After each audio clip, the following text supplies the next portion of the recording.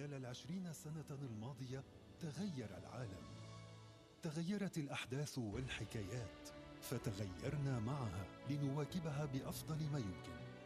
لكن شيئا واحدا بقي ثابتا لم يتغير، إنها رسالتنا: أن نربط الناس بالحكايات المؤثرة في حياتهم، أن نمكن الأجيال القادمة من الوصول للحقيقة من خلال منصة عالمية تحاكي روح العصر والمستقبل، فيما تحافظ على جوهر رسالتها. أليكسا، open الجزيرة.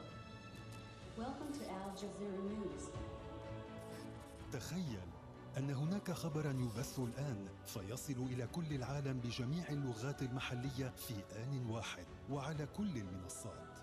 تخيل أن كل تسجيلاتنا المصورة يسهل البحث عنها والوصول إليها بنقرة واحدة فقط.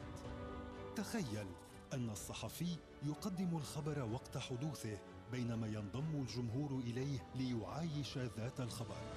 تخيل لو استطعنا أن نستمع إلى كل ما يحدث في العالم ونرصد ما هو مهم، نتحقق منه ونطلعكم عليه خلال ثواني. تخيل، فكل ما تتخيله الآن تراه قريباً على الجزيرة. ننقلكم إلى أماكن لم نتخيل يوماً أن نصل إليها.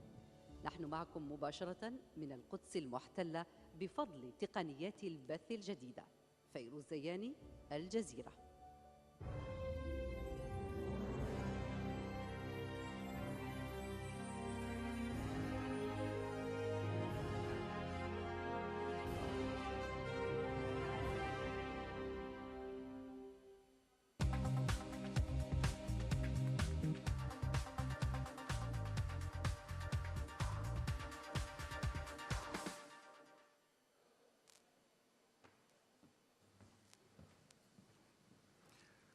سعادة الشيخ حمد بن ثامر الثاني. Your Excellency Hamad السادة أصحاب bin Tamer, Your Excellencies, dear managers, dear directors, dear guests, a heartfelt welcome to the Leaders Summit.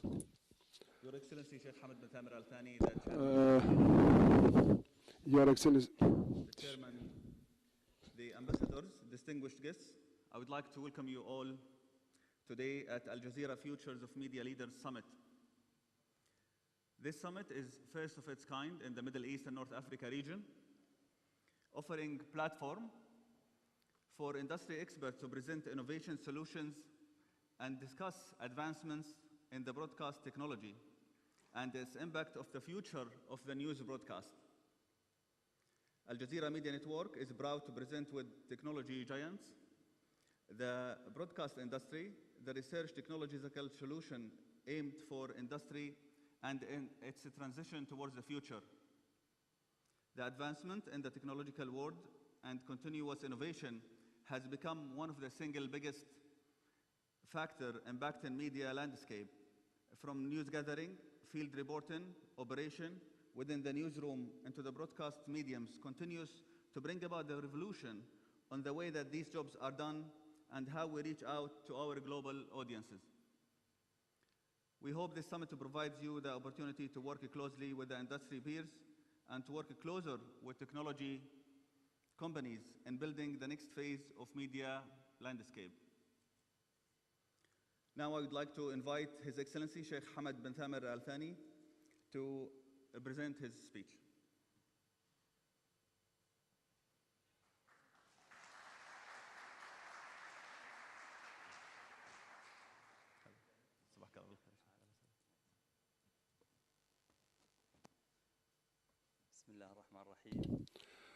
in the name of God, the merciful, the compassionate, dear guests, peace be upon you.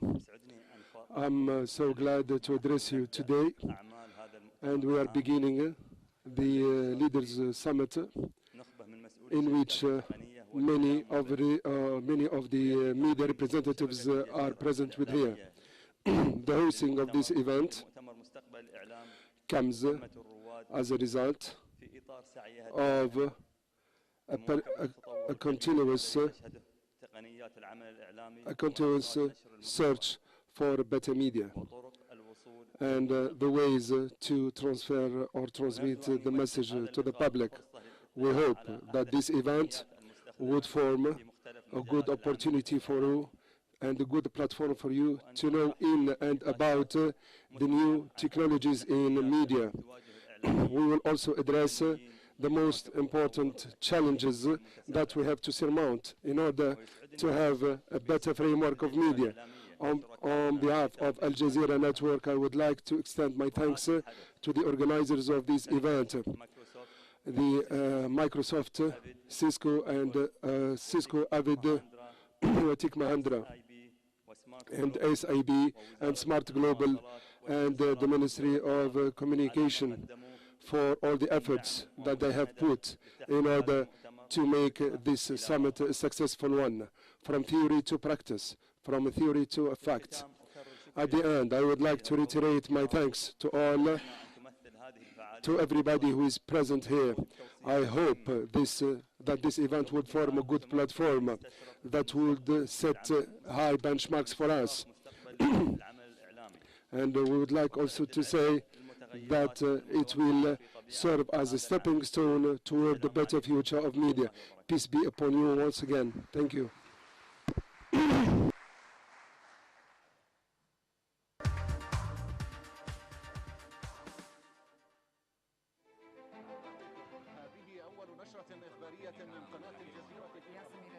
منذ اليوم الأول للبث شهدنا تطورات كثيرة، ولا نعلم إلى أين تقودنا هذه الابتكارات التي لا تتوقف، إلا أننا مطالبون بمواكبة هذا التطور باستمرار وجاهزون لمواجهة تحديات الغد معا. الجزيرة فخورة بتنظيم ملتقى مستقبل الإعلام، قمة الرواد.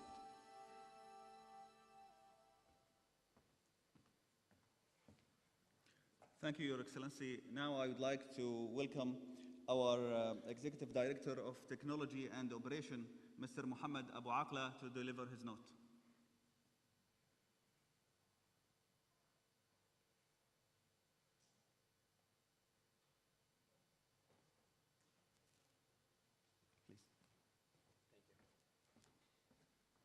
Good morning, and thank you everyone for attending our inaugural event here.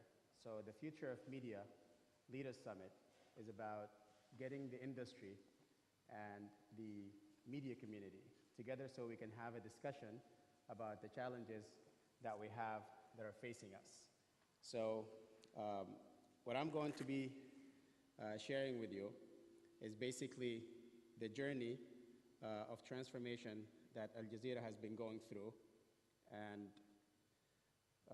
we're going to share that with you over the next half hour. So just making sure that this is good. Okay. So many of you have been following Al Jazeera over the last 20 years. You have been following our story, and you have been following all the stories that we have been covering throughout the world. What I'm going to share with you today is about the story behind the story. It's basically the transformation and the technical journey that Al Jazeera has taken over the last 20 years until today, and where we are today, and what we hope to achieve together in the future. So this is split into a 5-scene movie. There's going to be 5 scenes that we're going to go through. Scene number 1 starts from the beginning. When something is important enough, you do it even if the odds are against you. That pretty much sums the beginning of Al Jazeera. It was the belief that there was something that needed to be said, and it needed to be said differently, and that people needed to hear a different voice, and that media needs to be told, and the stories around it need to be told in a different fashion. And that basically is how we started. In 1996, we launched Al Jazeera Arabi. It was launched in a small newsroom in our location here in Doha, and it started with a number of hours, but it was a team of eager people using whatever technologies that were available at that time so we can produce the news. This was the first of its kind in the region. These are some of the pictures that were happening on launch day or around that time to give you a kind of reflection on some of the elements that were in play at that time. Along the same side, there were other technologies that were happening at the time. I'm just going to refresh your minds as to how far we have come. These were the types of phones that people were using. I don't think anybody has a phone like that anymore because everyone is using a smartphone. As well, these are the browsers and that's the internet at that time. So this is what was available to us at that time. Similarly, this is what we called collaboration. We all sit in one room, everybody uses their own machine, and then we keep talking so we can decide how we can work together. This was the biggest event at that time, Windows 95. So everybody was lining up to make sure that they got their hands on a copy of that just to use that. So these were the people, and these were the consumption habits. There was a race that our organization was in. We were racing to break news. And in our business, the race to break news is basically a race against time and against technology. So you can get there faster and you can deliver that news faster. The technology that was available only allowed a work environment that looks more like this. Sorry.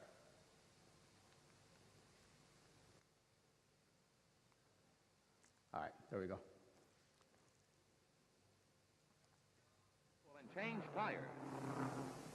Lou Moore himself changes the tires. Only 4 crew members, including the driver, are allowed to work on the car. It's a tense time. Holland stays in his seat, anxious to get away. Let's watch.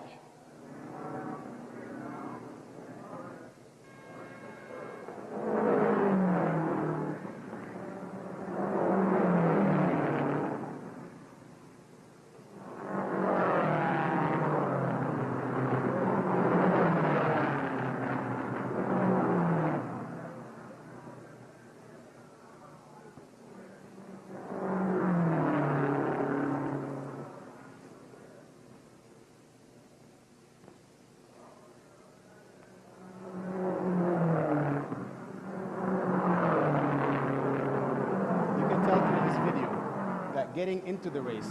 The tires are changed at last. A crewman polishes the windshield as Holland moves away just so he can get the car moving through a pit stop.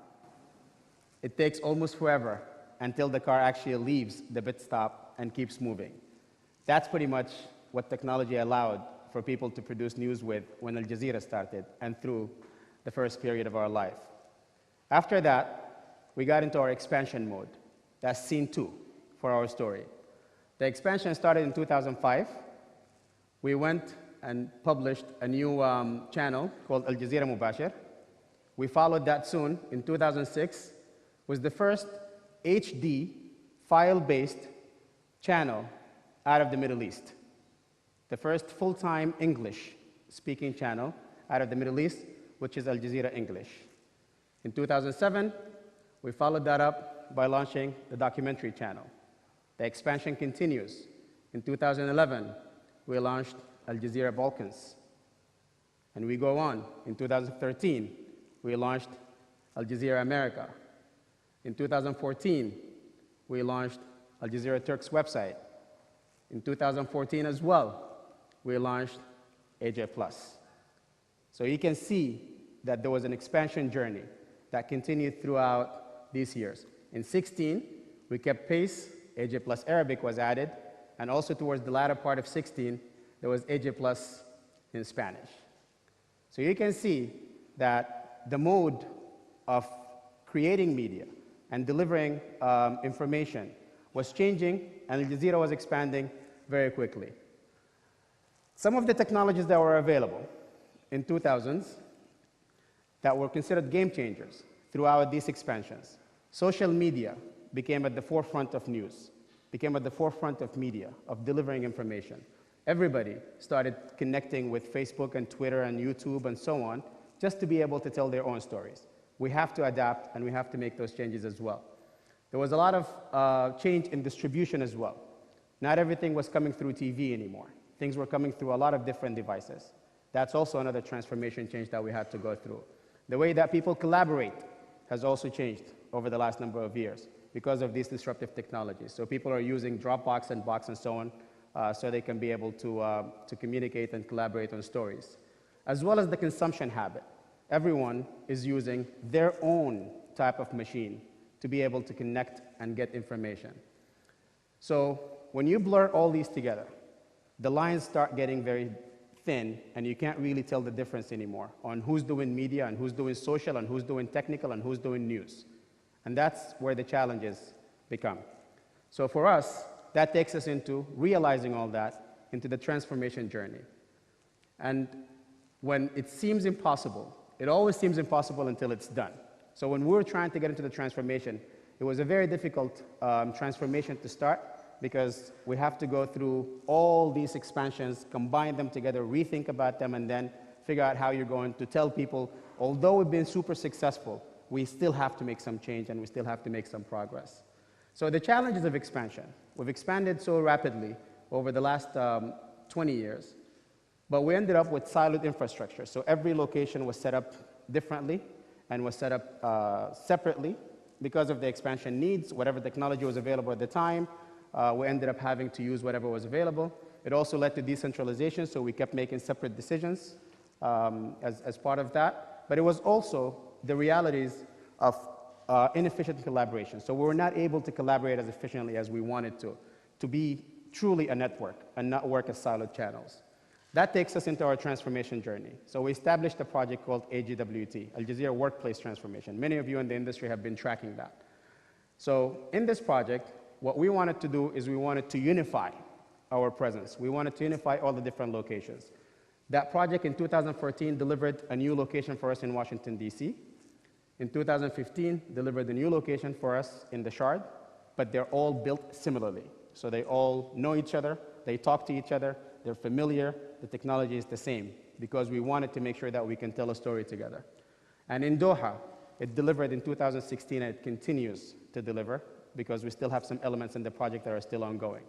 So now, that gives us some benefits. It allows for collaboration, it allows for faster media transfer, so we're now keeping up with the times. It also allows for operational flexibility, so people can work out of any location, but they're working in familiar environments. That was a goal that we're trying to achieve. As well as we wanted to standardize and work with our partners on a support model that is global. Since everything is a copy of each other, it makes simpler for us to create a relationship with all the vendors. That way they can support us all over the world without having to dedicate separate types of resources, for different technologies, because everything looks similar configuration. These are some of the elements that you will see when you do a tour for many of you today to our facility. This is our latest newsroom, an award-winning newsroom, if I may say. Some of the studio capabilities that we have also been able to adapt. And this is also our morning studio, the 360 studio, that you will get a chance to take a look at today. Wonderful, amazing facilities that we have been building for Al Jazeera. This is our new face, the capabilities that we have, the world's largest video wall. You will see some amazing technologies that are in play that we have been able to put in place. However, we realize that transforming technology by itself is not enough. Transformation has to be a holistic view. You have to transform the people. You have to transform the processes, and you also transform the technologies. It's not independent and only limited to technology. You will learn more about the digital transformation. By the way, there's a couple of panels that will be taking place. The first panel after the break will be about digital transformation, so definitely stay tuned to learn from some of the experts around that. When we talk about the people, you have to realize that the people are the greatest asset that every organization has, and therefore, we have to make sure that they're trusted, they're empowered, informed, inspired, and therefore, we have given them a lot of training, campaigns, knowledge transfer, management oversight, support, whatever they need so they can become the best at what they do, because they are the core of the organization. As well as the processes. We can't work with the same old models. We have to change the way that we work internally. That also required us to transform the processes. We wanted to make them effective and efficient, dynamic, similar. We wanted to make sure that these processes are not just for the back end of the business, but also for the front end. So everything that is being done throughout the business needs to follow some sort of an efficient, effective, dynamic process, whether it's content aggregation, whether it's creation or distribution. So if we're gathering or we're creating, distributing, and so on and so forth. Every part of the organization needed to go through that as well.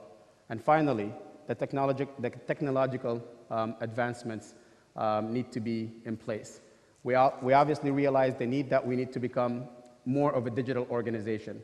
We need to be future ready. We need to be global. We need to be reliable. We need to make sure that we're leveraging the technology, making sure it's highly available, it's accessible, and it allows for optimization and for mobility as well. And we wanted to future-proof ourselves. So we needed to rethink how we're doing all that work. So ultimately, to achieve a world-class organization, we believe that you have to have great people that create or modify great processes and end up delivering technologies to give you really great results. So to complete the transformation, for us as an organization, from a technical perspective at least, we realized that we need to make a shift. Instead of becoming a technical solution organization, we need to move more into service. We need to become a service provider. And for that, there's a full science that we have to go behind as well. So ultimately, technology re-enabled itself and produced a set of 350 services that are produced and given to the organization. They're all tracked, they're all metrics, they're KPI'd, people know exactly what needs to change and what needs to happen and how the service is being delivered. As well, we went from the silos to a centralized service delivery library, and every user has the ability to interact with the services. So before you had to go and talk to somebody just to get a camera so you can go on a mission. Now you can go on a self-service portal and request everything that you need, and then you will be ready to go on your way. So why we ended up doing service management? Because we wanted to make sure that we are, as a provider, we know exactly what kind of services we're going to be delivering, the capabilities, we need to measure them, and we need to make sure that we can continue to improve them. That led to a lot of benefits to the organization. Everything was going great, and everything seemed beautiful. However, we ended up, obviously, in a business-as-usual situation, so things were going well. And that gets us into chapter number 4. Scene number 4 is about the new realities. These are some of the challenges that came in. We realized that growth is impossible to continue the expansion mode with business-as-usual mindset. So we have to change that thinking as well. So we can't scale, meaning that we can't expand whenever we need to, because every technology needs time to implement. We can't respond in time if we need to set up something quick, and obviously we're not delivering on demand. So whenever something is needed, we are not able to deliver that in a short time frame. So we realize, to borrow the words of a smart guy, we can't solve today's problems with the same type of thinking with which we created them. So we have to, one more time, change. That is what took us into a cloud thinking. That's why we went to the cloud era. For that, we ended up building a foundational connectivity. So basically, we connected through high-speed networks, all the different major locations that we have throughout the world. On top of that, we built a private cloud with some of the partners in the room, so we can make sure that we are scaling, we're able to deliver services faster. And also, we connect to a public cloud, so in case we need to expand much faster, we can do that as well. These are some of the applications that we started moving into the cloud, because the journey here is going to talk about that, so there's going to be some serious discussions around the cloud from some of the partners that will be here today. Moving to the cloud is going to be discussed specifically during the second panel this afternoon, so please stay tuned for that. So now that left us with a few questions. How do we balance the need to share and collaborate with security challenges? Because whenever you say cloud, people are going to bring up security immediately. So we wanted to make sure that we can control that. And how do you, are we risking ourselves as far as losing information or getting attacked? It is true that we are getting attacked. So everybody is we get a lot of security attacks depending on the political climate. So this is an example. This is an example that happened to other channels as well. So all of media is under attack. The biggest problem is that it goes beyond the technical attacks. There's a human life that can also get attacked if we are compromised. So we take security very seriously. Again, there's going to be a session tomorrow afternoon that specifically talks about security. So I encourage everyone to attend that. Let me tell you what ended up happening as a result of this transformation. So before that, we're going to talk about why we needed to build a newsroom on the cloud.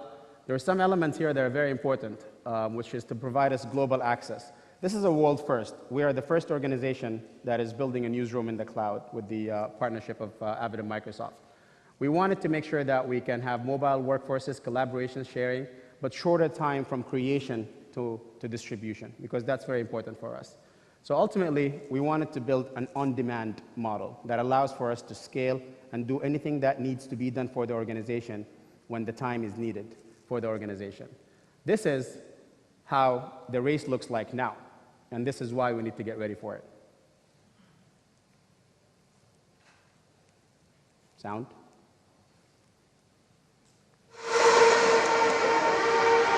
And you can hear how fast it is going behind you.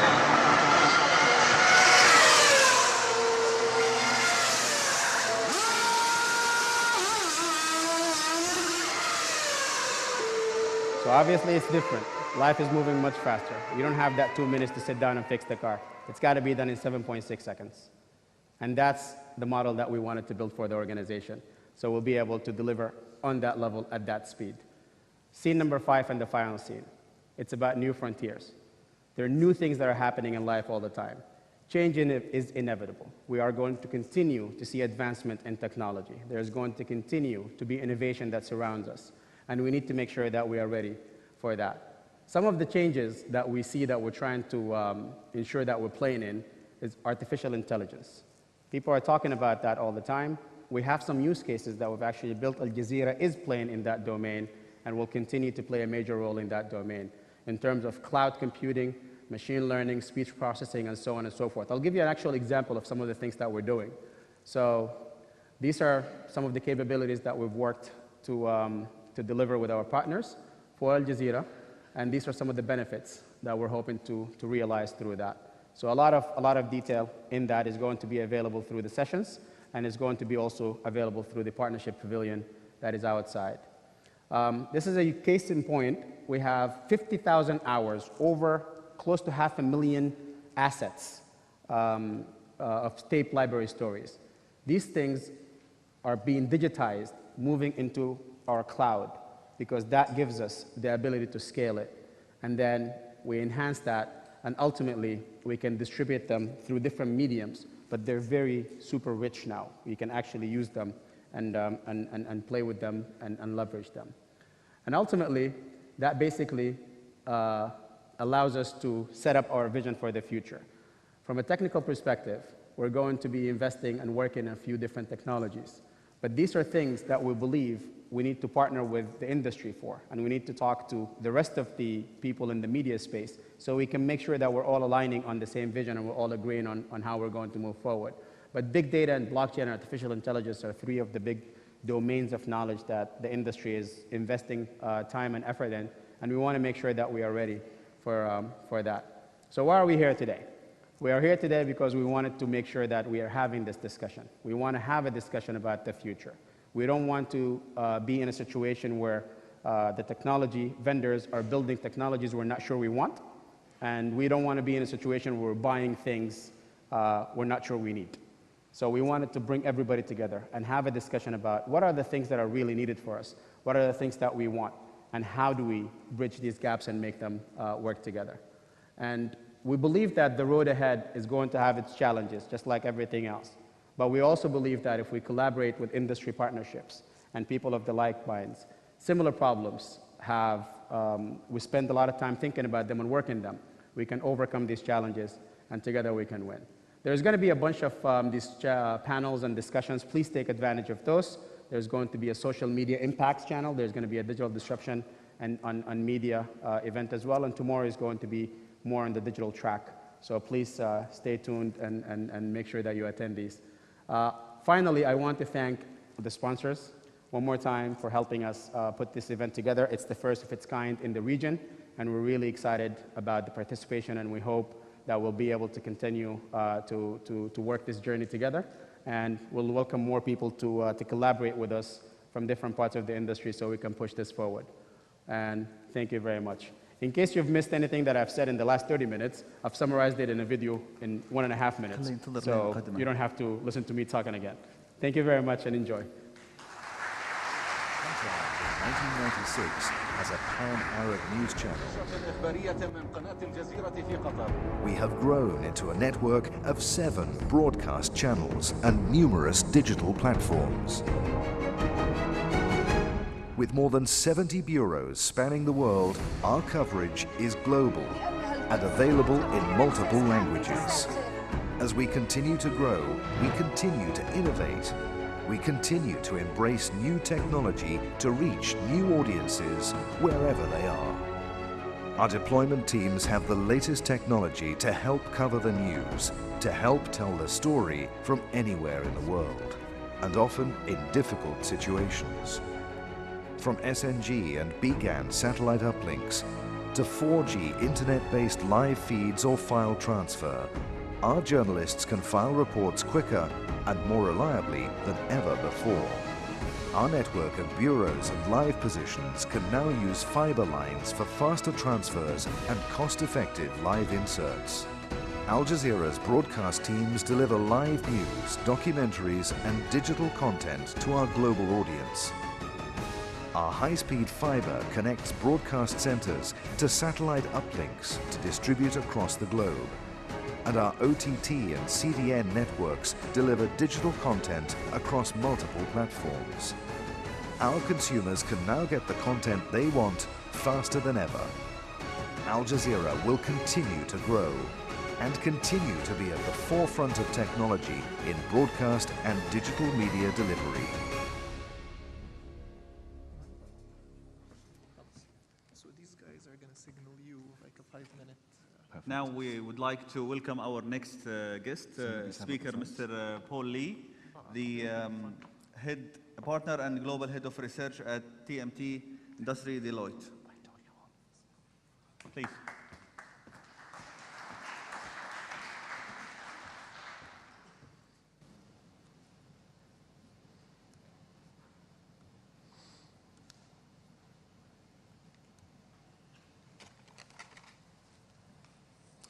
Thank you very much to Al Jazeera and welcome to everyone to this event. It's a big honor to be invited to speak here. Now, just to introduce what I do at Deloitte, because you might be thinking, why is an accounting firm talking about digital transformation?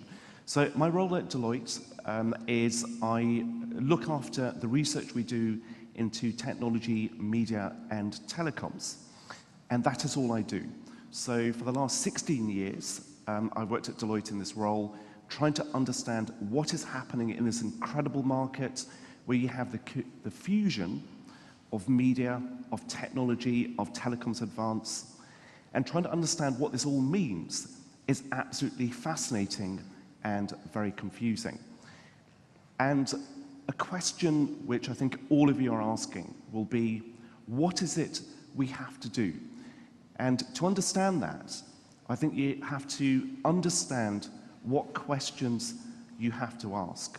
Now, I expect many of you will have been to many events like this, not as grand as this, not as prestigious as this, but at many of these events, the assumption has been digital is coming, therefore everything is going to change. Now, what I would say, based on the data that we have seen, based on the research that we have done, is definitely digital will continue transforming everything that we do. But in many regards, digital is also complementing what I do. So in the next 25 minutes or so, what I'd like to cover off is what I think are some of the key questions that you should all be asking and seeking answers for, and provide some of the answers that we've seen from research that we have done or that other entities have done on this topic. So one of the questions is around digital transformation. This topic comes up every year. It's come up every year for the last 2 decades, as far as I can recall. I expect it will come up for the next 2 decades. And when we look at some of the elements of digital transformation, we saw in the presentation earlier those mobile phones from the 90s. It's amazing how much faster networks have become over the last 20 years. The only way you can really understand how radically connectivity has improved is by switching it off or reducing it to the very, very, very slow elements you might get, say, when you have satellite-based plain Wi-Fi, then you understand what you had, just how fast things have become. Now, when you look at this chart over here, remember, 20 years ago, you had modems. Now, if you look at this chart here, it talks about 1 gigabit per second for 2025. That was the projection a few years back. But in Korea, you can get 1 gigabit per second to a mobile phone. Later this year, in the US, 3 of the carriers will be able to deliver 1 gigabit per second to a mobile phone. Do you need to have satellite trucks anymore? What is it that 1 gigabit per second to a mobile phone will enable, where it works, and how extensive will it be? So all of these things are going to continue happening, and there are upgrade paths for connectivity for the next few decades, which will get into the tens of gigabits per second, should you need it. So this element of digital transformation is not going to come to an end. There is a lot of technology which is already being planned, which will roll out over the next decade. So the other technology which is really improving is, of course, processor speed. And it continues to improve exponentially. And again, what is it that people want to do with it? And I think back to the late 60s, when you had the first people on the moon, and the lunar landing module had a slender processor in it, and it had a tiny amount of memory, 48 kilobytes. So now we all have supercomputers in our pockets. How do we use that kind of technology? How is it going to improve over time? And when we think about, so what is coming in this year in mobile phones? So what is new? So there are a lot of people in industry who are going, smartphones have reached saturation. They can't get any better. I think in terms of the physical form factor, smartphones won't get any better, but inside, they will get faster, they'll get more powerful, they will get cleverer. Machine learning has moved from the cloud via mainframes to laptops and is now becoming native on smartphones. And the smartphone is the revolution of the last 10 years for a lot of us, for the mass market. So 10 years ago, there were no touchscreen, full touchscreen based phones. They were yet to be launched. So next month, it will be the 10th year anniversary of the public launch of the first big touchscreen-based smartphone. And at that time, we didn't know what we would do with that technology.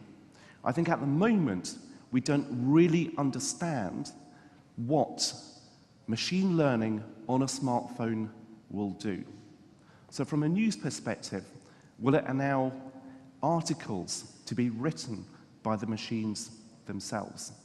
There's already quite a lot of use of artificial intelligence to create basic stories about results. So can your phone start to become a journalist itself? And the growth of the smartphone, so there's 1.5 billion units sold each year, and the amount of time spent on the smartphone are making people ask the question, will mobile eat traditional media for lunch? So is mobile going to subsume everything? So all of you probably spend more and more time each year on your smartphones. What does that mean? Now, what I want to do is show you some data from the US. So this is from Nielsen from the third quarter of 2016. So these are some numbers for 2014, 15, and 16. And what you can see for 2014 is time spent on a smartphone, app, or web, on average, was about an hour. A year later, it was 1 hour 14. A year after that, 2 hours 10, so over double the time. What does that mean? So when you look at those numbers in isolation, it is a scary trend, a doubling of time spent within 2 years. What does that mean? What are the implications? What does that mean for traditional media? Particularly when you think that so much of news now is being disseminated by social networks. Should you be petrified? Now, looking at data and installation is quite interesting, but I want to show you the rest of the data over here. So what you can see, the red column is live television. Look how much that shifts over that time. The green column is AM, FM radio. So that's analog broadcast radio. And again, over this period of time, you've got 6 hours total time spent on average consuming live content. Why is it? Now, you may well be going, I don't behave like that. My children don't behave like that. But the thing is, we will all tend to, as humans tend to do, associate with or work with, socialize with people who are like us. But like us is a microcosm within the mass market. And that's something which I think we should never forget. You know, us is a tiny group of people. There are lots of people who are quite happy with live consumption.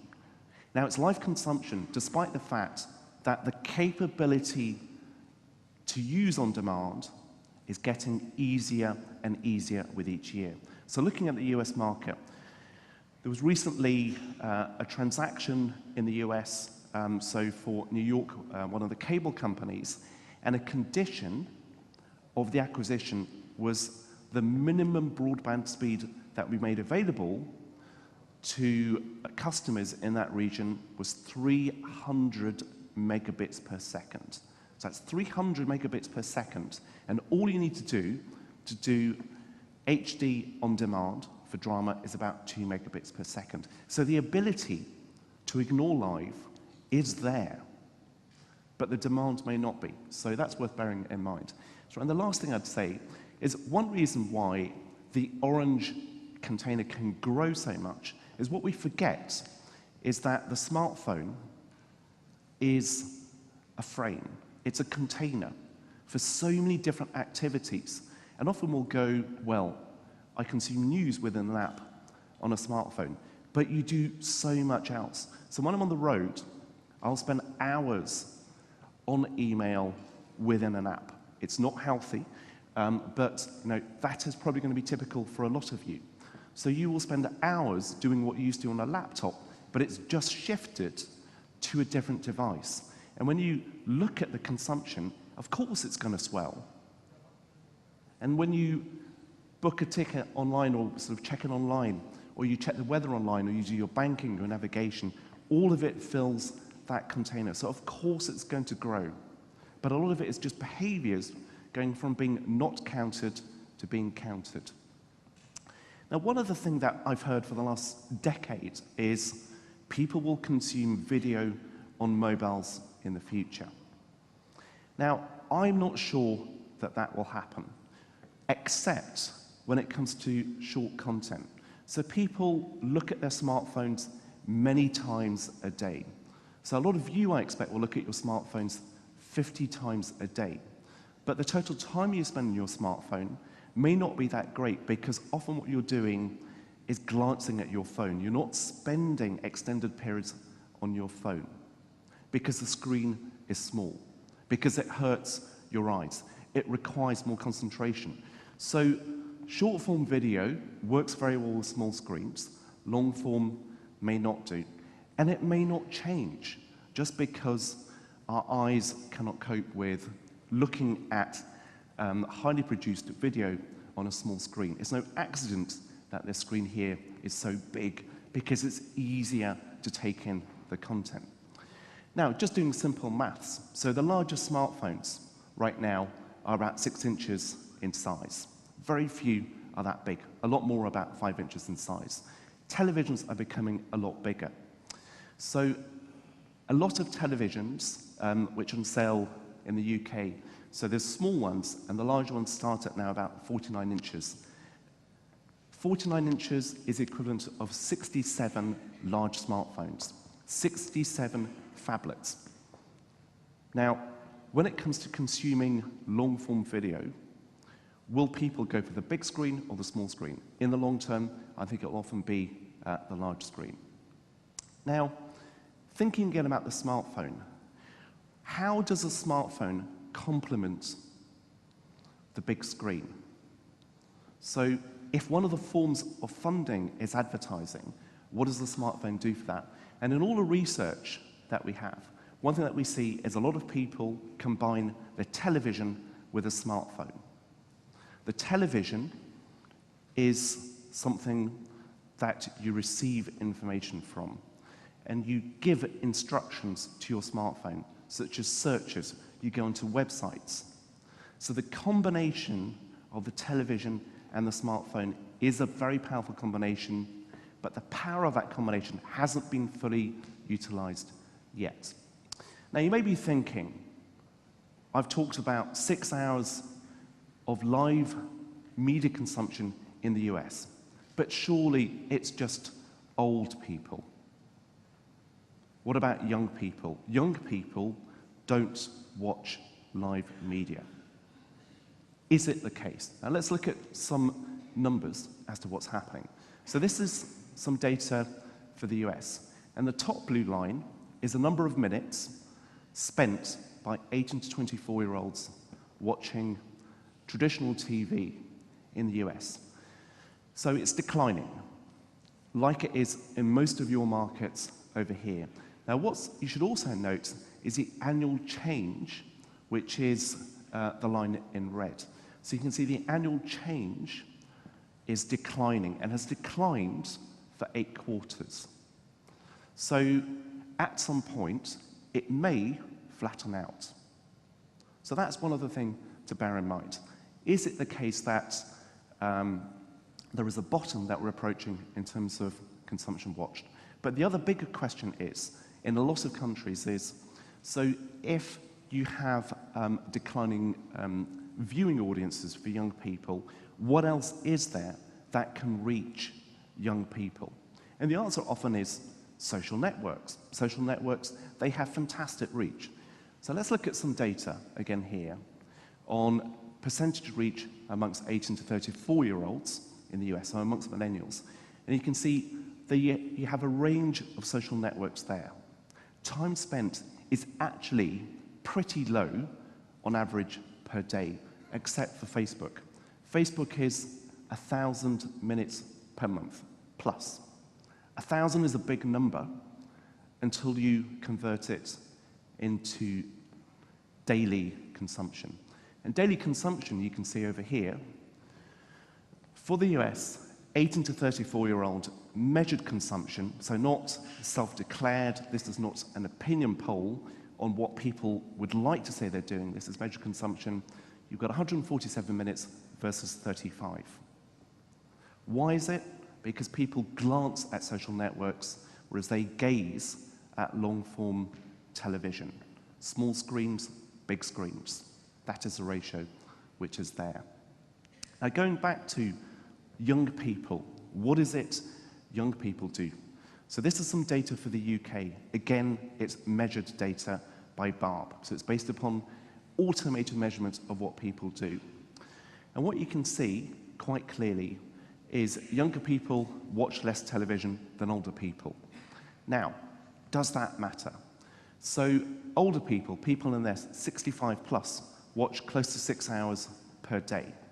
That's partly a process of evolution, aging. You become less mobile over time.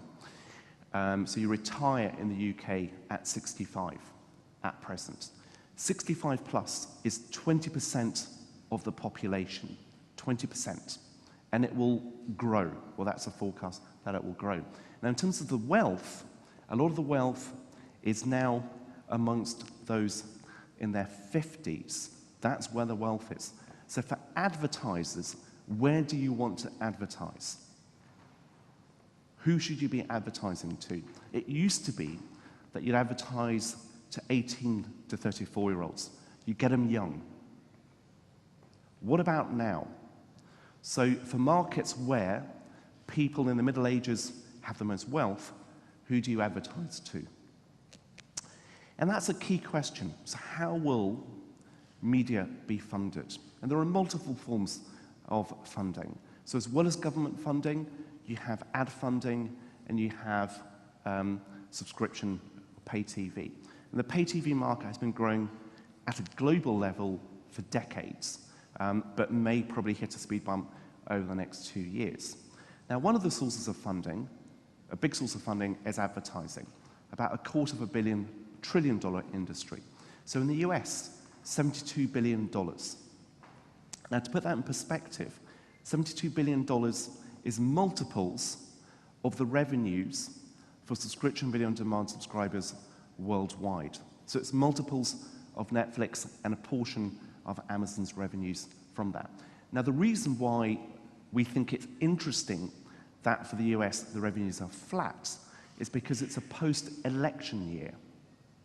It's a post-Olympics year. So normally, revenues should decline this year. Now, the reasons why it remains strong is because you have broad reach, you have stable high viewing volumes, you've got some rises in CPMs, so the amount paid per minute or per 1,000 viewers, and time shifting isn't that great, giving on pay TV isn't that great. So those are the reasons why advertising remains resilient. There are some advertisers moving money back from digital to traditional TV because they want the reach. That's what they're after. They want the reach. They want to be able to build that. And talking of reach, so in the UK, of all commerce, about 20% now is e-commerce. So it's the highest in the world. So we have the highest spend in the world, the highest proportion in the world. And as of last year, the biggest category of spenders in the UK are e-commerce companies or e-commerce divisions. Now, the reason for that is for B2C, if you want your brand to be known, if you want to reach 3 million plus audiences, you have one option, which is television. There is nothing else that you can use to get to that audience. You can't use any digital format to reach that size of audience simultaneously. So think about, what about in your countries? And the reason for that is because press used to be really big. So it used to be that if you wanted to reach millions of people, you could do TV or press. The highest circulation newspapers now in the UK, daily newspapers, are about 1.8 million for the Daily Mail and about 1.6 million for the Sun. That's the highest reach. So if you want to reach millions simultaneously, you have to go for television. There is no option, so there's been quite a bit of inflation for television in the UK, although this year will be soft, but that's more linked to the state of the economy. Penultimate topic, is all media going on demand? Now think back 10 years ago, if you're in a TV conference, a topic would have been, an assumption would have been, as we move on demand. So 10 years ago, there was a big review in the UK on digital, and the assumption was most consumption would be going on demand. Now I want to show you some numbers in terms of what's happened around Europe and the US. And what you can see in terms of consumption, for the US and the UK, you've had a big decline in measured consumption, a big decline. Now, if you look at the other markets, a lot of which are very fast broadband markets, demand is pretty flat. Why is viewing demand so flat? So you've got declines, but there are a few basis points. They are not that big declines compared to other traditional media. Why is it the case? And for the US and the UK, one reason why it's quite high is because those are the markets where you've got the best correlation with subscription video on demand, because a lot of content for Netflix and Amazon On Demand is created in the English language, and so resonates most strongly with those markets. So a question is the UK here an outlier, or is it a trend which others will follow as broadband speeds get greater? So one other data point, this is the number of requests which the broadcasters have had for their on-demand content. And what you see here is a nice, healthy growth curve in terms of on-demand requests. So how much does all that represent? The iPlayer has been around for 10 years. So in total, all of that is about 5% of all measured consumption for those broadcasters. 5%. The remainder is live, or it's watched, played back from a set-top box. And just going back to this number over here, just a reminder. So what you've got here for the US now is strong consumption of live content. So it's barely varying in that time period. Now, one of the other backdrops of the last 20 years has been there's been a growth in new brands, of which one is Al Jazeera. But you've also got digital upstarts. So you've got companies like BuzzFeed, Business Insider. You've got the Huffington Post. And some of the best commentary I'm seeing on the UK election at the moment is coming from really good journalists working at BuzzFeed. So it's not just a list of what you should do if you're in a city. There's also lots of very good journalism. But how well does that pay? So here's some data from 2015, and the combined total in terms of revenues is about $400 million. So let's add 25% onto that, $500 million. How does that compare to the news industries in your countries right now? And then also in terms of brands. So this is TV viewing in the UK in 2016. And what is the share of the traditional broadcasts? So looking at that, you've got BBC, ITV, Channel 4, Sky, Viacom, and UK TV. So all of them have about 85%. If you take off UK TV, then you get sort of the more, sort of like a smaller cut. It's 80%.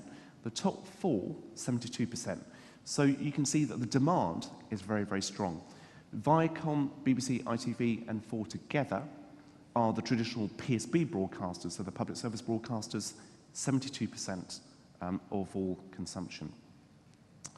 So one thing which I would advocate is this view that traditional and digital can coexist. They can be the best of friends.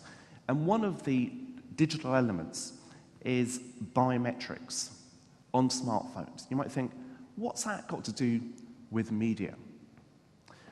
The connection is, so biometrics have become very pervasive very quickly. So there's probably 1 billion smartphones and tablets out there right now which have a biometric sensor to read fingerprints. That enables very fast authentication and secure authentication. So with one press of a button, you can pay for something. When you're watching television and you see an advert and you see something you want to buy, you can then go onto a website and you can pay for something with a press of a button. You do not have to enter in credit card information all over again, because what you're authenticating is the use of the credit card details on your phone. To what extent are you exploiting that? And when we look at, for example, the business models for news, we talk about subscription, we talk about ad funding. I think there is a third way where you allow people to pay for a newspaper in the way they may have done for years before or even decades before by just paying $1, £1, €1 for the day's paper, but making it as easy as it used to be when you went to a news kiosk by pressing a button. Rather than requiring somebody to sign up to a subscription, which is going to put some people off. It's going to be too much work, and they will rather not read than consume. So this year, we're expecting that sensor to generate 10 trillion usages this year. Could you be using some of that usage to generate an application or a service of some kind? So traditional and digital can coexist. And here are just some observations from the research that we've done on what we think this means. So digital transformation. This will still be talked about at conferences like this in a decade, because it will never end. But digital transformation does not mean zero-sum disruption. It's not about them and us. It can be them and us. Sorry, them versus us all. So, second thing is, the smartphone is a wonderful device which will continue to iterate, even if it will still look the same in 3 years' time as it looks now. On the inside, it will be far more powerful. But to what extent do the smartphone and television or radio complement each other? What is the degree to which they complement? A third factor is traditional media consumption is dominated by older people. How can you take advantage of that? To what extent does it matter? Fourth point is demand for on-demand will without doubt continue to grow, but it may never predominate, and it may not matter that it doesn't predominate. So people who have very busy lives will do most things on demand, but there are many people who don't have that many busy lives or who want to have relaxed times. And also bear in mind that consumers love choice. They love the ability to be able to choose from a wide palette of options. But they may not always like choosing because that is tedious. So if you go to a good restaurant which has an extensive cellar, you want somebody to help you choose what you want from that extensive cellar. The next point is advertising. So traditional scattergun advertising, is there value on it? Does it all have to be targeted? Or is there still a lot of value in traditional advertising, which is just about getting your brand out? And when you think about television advertising and its ability to track what people do as a response to it, how would you feel if you'd be able to see somebody seeing an advert for a brand and 6 months later making a purchase from that brand? Because you can do that right now. There are companies doing measurements which can see what you watch, what you browse on, which apps you go into, and even which stores you go to, which cinemas you go to. All of that is possible right now. So the ability to see what people do in response to what they see is all there. Penultimate point, creating a new media brand is likely to remain a challenge. So being known for a range of different diverse media content is going to be hard. And the last point I'd make is traditional media, digital innovation, it's not a zero-sum game. Everyone can win if you understand what each player has to offer. So that's what I wanted to cover off for this introduction. And thank you again to Al Jazeera for inviting me to speak here. And I will hand over now to the host and for the panel discussion. So thank you very much. Thank you very much. Thanks. Mr. Bolli will be one of our panelists in the discussion. We'll start in 15 minutes. But till then, I would like to invite all of you for the break for 15 minutes to see the exhibit pavilion outside. Please come back in 15 minutes.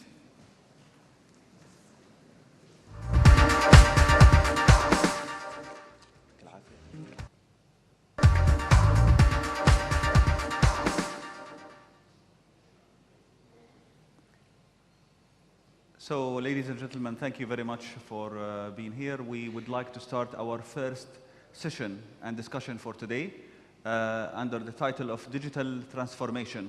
Our colleague Rahila Mohammed will be the moderator for this session, and she will invite the panelists. Please welcome her. Rahila.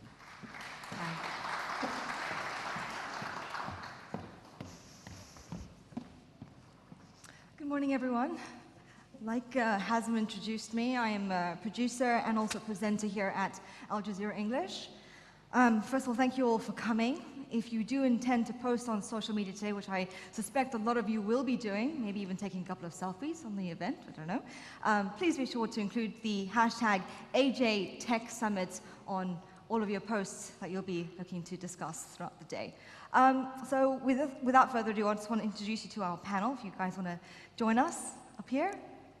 Paul Lee, he is the partner and head of technology at Media and Telecom Research for Deloitte, as we had during our presentation. Hi, Paul. Tom Cotter, he is the Chief Information and Product Officer at MediaWorks, which is New Zealand's largest independent broadcaster in New Zealand. And Ade Granberg, Ade, hello. He's from Sweden. He is the Chief Technology Officer at SVT, which is Sweden's public service television company, which I think also has like the widest ranging programming of all television programming in Sweden. And finally, Mr. Josbert van Nugen from the Netherlands. He is the Vice President of Strategic Programs at Ericsson. So let's just break down for you what it is that we're going to be talking about today. Digital transformation. Paul gave us a really good introduction to that already. But from a media perspective, it seems that the media industry or the media landscape has fragmented enormously, at the same time changed. Oh, my mic just fell there, and never mind. Some would also argue that it's also been disrupted by this new element called digital media. At the same time, we can argue that the media industry has tried to adapt to this changing environment with more of this online audience interaction. But we want to try and understand what exactly is digital transformation, or as you say, the augmentation of digital on traditional, and the technologies behind it that have created the shift to allow that to happen for the broadcast industry. So with Paul, I want to start with you. Following from your presentation, can you just break down for us what exactly is digital augmentation of traditional? Could you just expand a little bit further? Yeah, so I think one of the best examples of that from a consumer perspective is how you can blend doing what you did before, so consuming television, consuming radio, along with a lot of, let's say, there might be tweets talking about, say, a breaking news story. It may be, so it may be... I don't think is your mic, oh yeah, you just need to face the mic if you can. Yeah. Maybe we can do this actually, this might help. There we go, 2 angles. I don't think this is working. Sorry, you're going to have to face the other one. So when a news story breaks, what people are doing, they're still watching news bulletins in the evening, but also what they're doing is they're getting a lot of feeds onto their smartphones via various formats. So for some people, they'll look to Twitter to know what's happening. For others, they'll be looking at broadcasters, existing traditional broadcasters' sites, but there's a whole range of content available to augment what they already have. But have they abandoned traditional broadcast? Some people have, but there's a lot of people who look to the traditional broadcasters to provide them with the sanity check view on what's happening. Right. That does beg the question then, if we're talking about blurring the lines between digital and traditional, do those labels matter anymore? My view is, I think sometimes I hear digital mentioned so many times in conversations, and every person has a different definition of digital. So often television is referred to as not being digital, yet it's transmitted digitally. Right. And in terms of how it's created, it's becoming one entity which can be distributed via lots of different means. So I think there is confusion around the term digital because it's too wide a term, and I think we need to be more specific. Okay. Now, in terms of trying to understand how people consume on smartphones, which I think is probably the most important thing here, what do you think are the driving behaviors? And this is to everyone. What do you think? The key thing is availability, portability, to get breaking news, if it's news that they care about. That's the key thing about a smartphone. And the disadvantage of a smartphone is it is small, and it cannot give you a full audio-visual image. And a lot of people just look at phones rather than listen to them. But you'll use that device when it's the best device available to you at the time.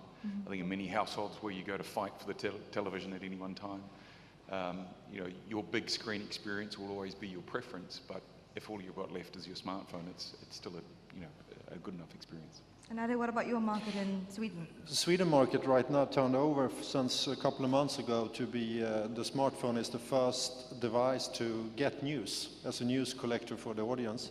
And that changed the way we work on television as well, because the 9 o'clock news is not about spreading out the news, it's to get deeper into the news and more explainers. So we actually divide our news department as well to an online desk and then a broadcast desk in a much steeper way, I should say, where the online need to be quick and correct, of course. That's another challenge we have. But even the 9 o'clock news need to get more and more deeper into the news, not just telling about the news. It's a big difference going into, especially now when the mobile device, is the first device in Sweden to get news. Okay, just very quickly, I'm going on to the next theme, but before that, Delbert, can you tell us more about the technological side of live streaming, and how would you consider maintaining some form of consistency when it comes to the telecoms industry and working in broadcast? Yeah, I think we talk a lot about the technology change, but it's in fact also another big change, and that's the change from the communication from one to many and into one-to-one. We're now direct to consumer companies, and we need to change our organizations to work with that.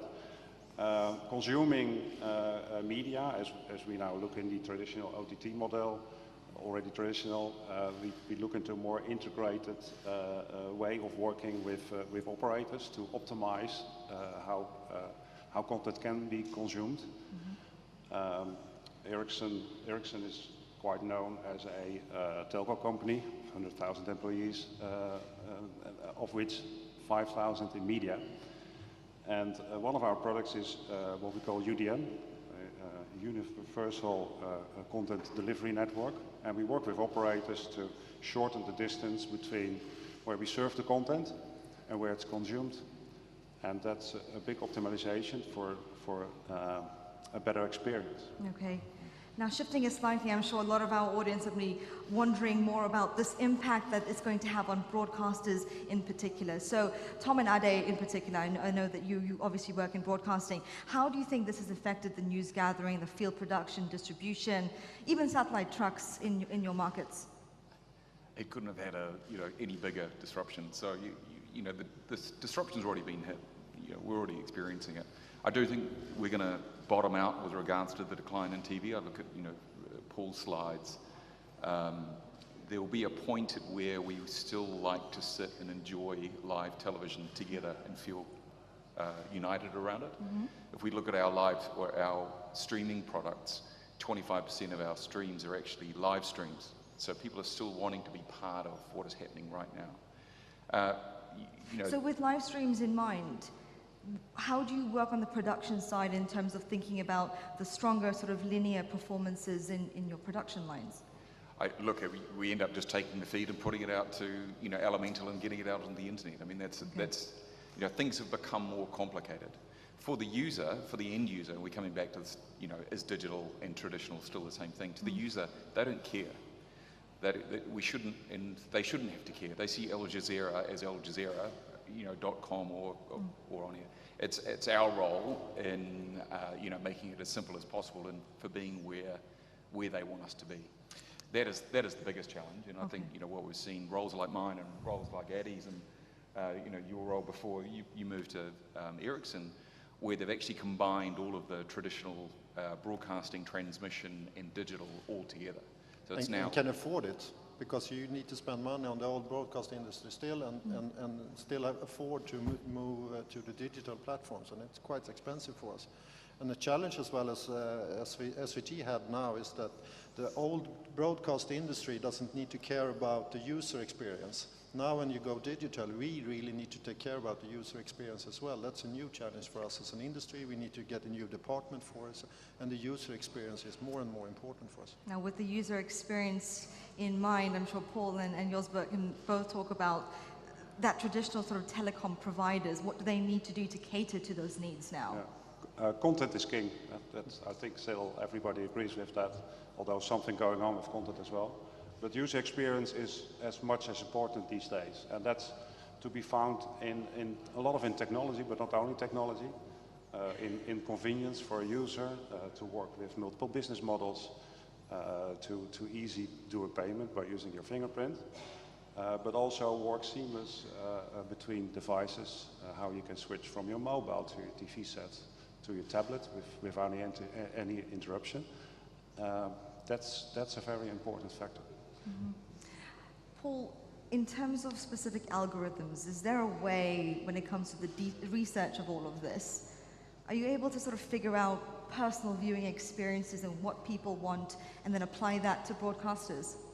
Yes, I think that is something which will be coming through currently and over the next few years. So there are some broadcasters like the BBC which are creating personal portals to access content.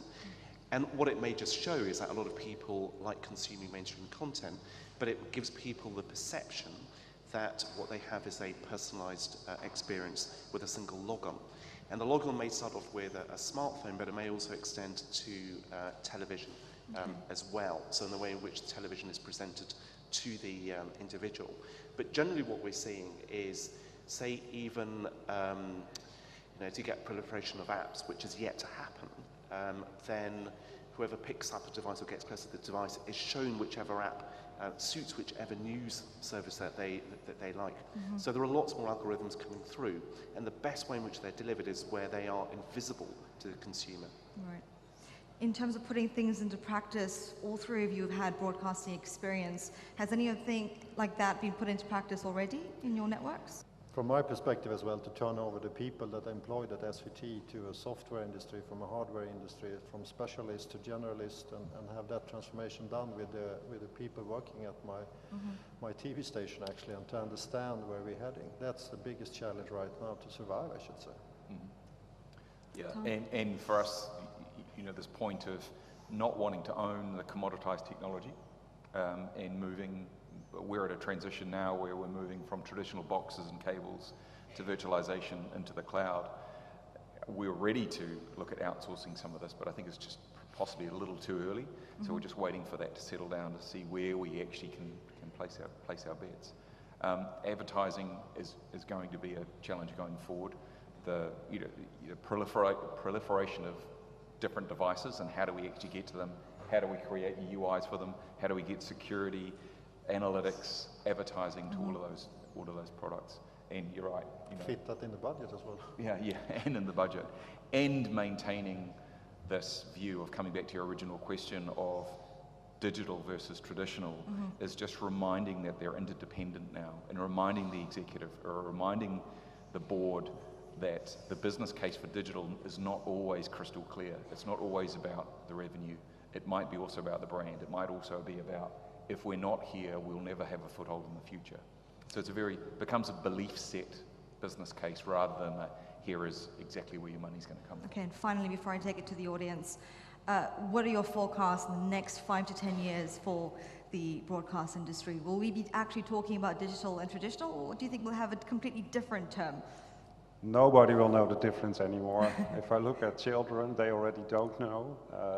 Of course, live will be live, but TV and devices, it's all going to be merged, and the consumer's in control and can watch all the content in the way he wants at any time, the way he wants and where he wants. And I think 5 years is too long time to think. I think it gets shorter and shorter.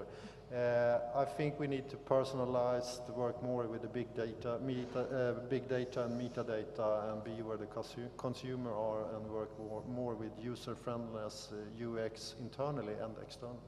Okay, and very quickly, Tom and Paul. I think the future's already here. It's just unevenly distributed, and people. What can't I get on any device already across any network? We're already seeing a lot of it, but it'll just become cheaper to deploy, easier to build, and your teams will get younger and you're more cross-disciplined. I expect there'll be a lot more collection of data, and so the understanding of what people do after they watch a TV program 6 months later will be there and will be assumed. So the connection between viewing and digital behaviours, or even physical behaviours, will be a lot stronger. Yeah. Okay, I might also have a heart attack in the next 5 years. Let's hope not. All right, let's take it over to our audience now. I think we have our microphones. Lovely microphone colleagues, where are you? I don't see you. on over there. So we think we have about 8 minutes to ask a couple of questions. Please stand up and introduce yourself and let me know who you would like to target your question to. Lady in the white. Please see you can get a microphone to you as quickly as possible.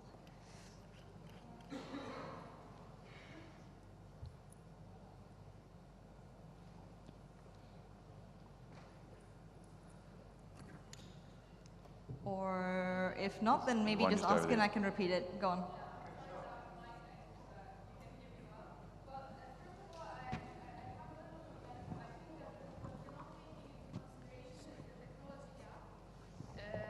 Because I've been to Africa and I've been in places where they don't have even cell phone, normal cell phone connection.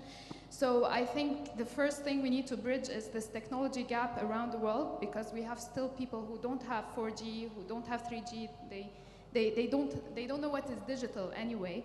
And I think it's not really a concern for local media, but because local media, they manage it differently, but more a concern for channels, international channels like Al Jazeera. So within the digital transformation, I think we should take that into consideration.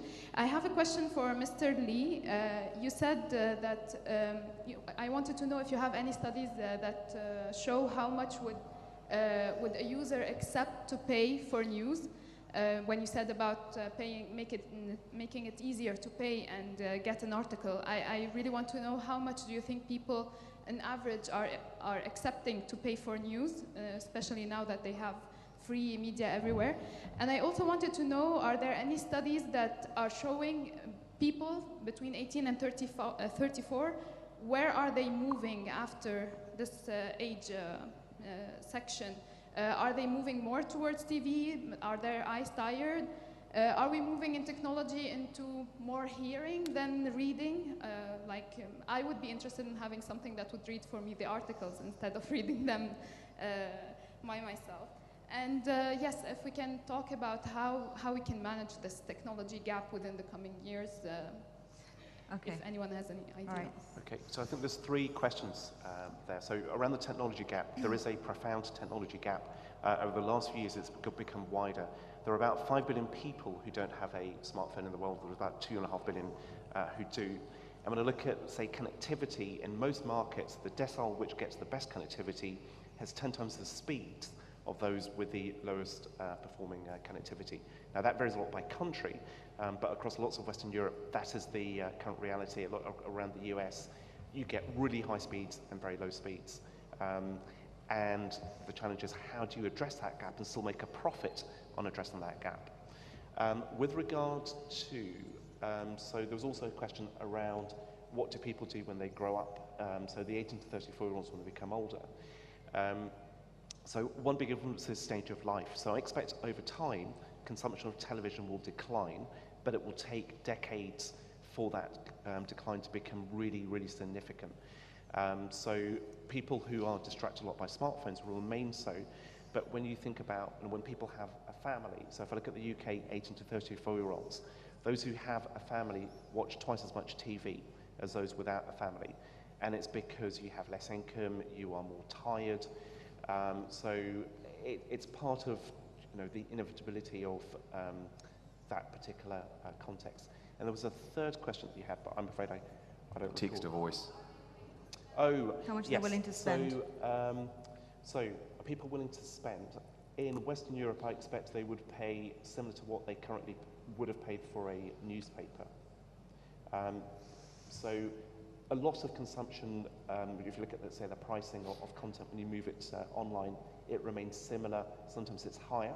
So with music, when you pay for music subscriptions, you're paying far more than people would have spent on average on CDs. For games, in some it can be way, way higher, what some people pay for games. Is all content free? I think a lot more content is moving behind paywalls. The New York Times has recently announced it gets majority of its revenue from subscriptions, not from advertising, and I expect a lot of broadsheets will move that way, if not they're moving that way at the moment. And then do people want to listen to news? Sometimes they will want to, so that's one thing that a service like Alexa can do. But for, if you're looking to consume content quickly, then reading is far faster than listening. And there have been services which have been created which turn text into video, but they tend not to do very well. I would like to support your remark about the internet penetration. Only 30% of the world has access to proper internet. I think as a society we should make it a priority to give access to all of the others as well. Okay, any other questions? Gentleman in the back. Yeah, my name is Tim Bisa Fagude from Jazeera Center for Studies. Well, the first question was covered by the infrastructural investment, the gap that exists particularly within the developing countries, that we don't have an infrastructure that can facilitate the implementation of the new digital strategies that most companies have. Second question, though, which is directed to anyone who will be able to answer, is what mechanisms or strategies are you putting in place to ensure that there is a parallel, continual education of the news gatherers, those who create content, to ensure that they can apply these new technologies that we see being presented all the time? The challenge we find in the field for those of us who are over 40 and trying to understand what's going on is the inability to put these applications in place. I mean, to use these applications that are continually introduced or that are continually changing all the time as we move along. So I think there is a need for digital companies to implement a continual, sustained, parallel strategy that will ensure that there's an education that takes place. A 101 kind of easy to read documents that can help us transition from what we know into the new platforms, and I don't see that happening. I mean, so sorry, just to wrap it up because you don't have much time. Can you just summarize the question you wanted to ask? Okay, great, thank you. Yes. So maybe first about the infrastructure gap.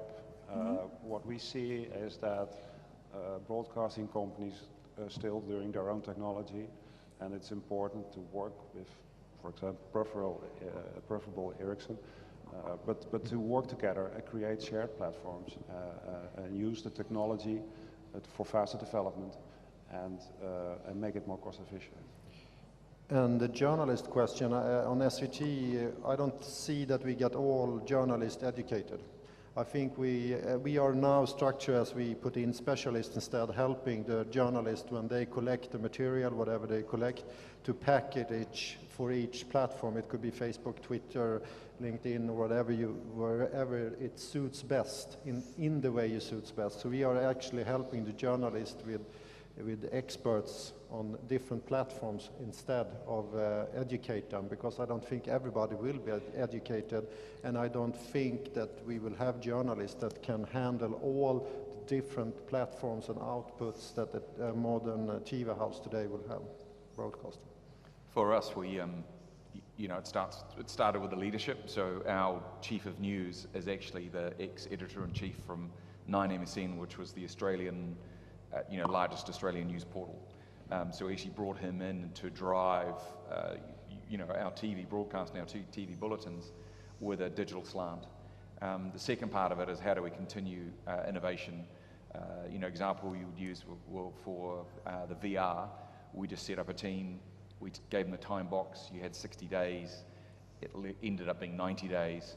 But we gave out 30 cameras to all the different news crews to see what would happen and look to see if we could seed the behaviours and get it established into the the morning routines of is there a story we're going to be on which VR would suit.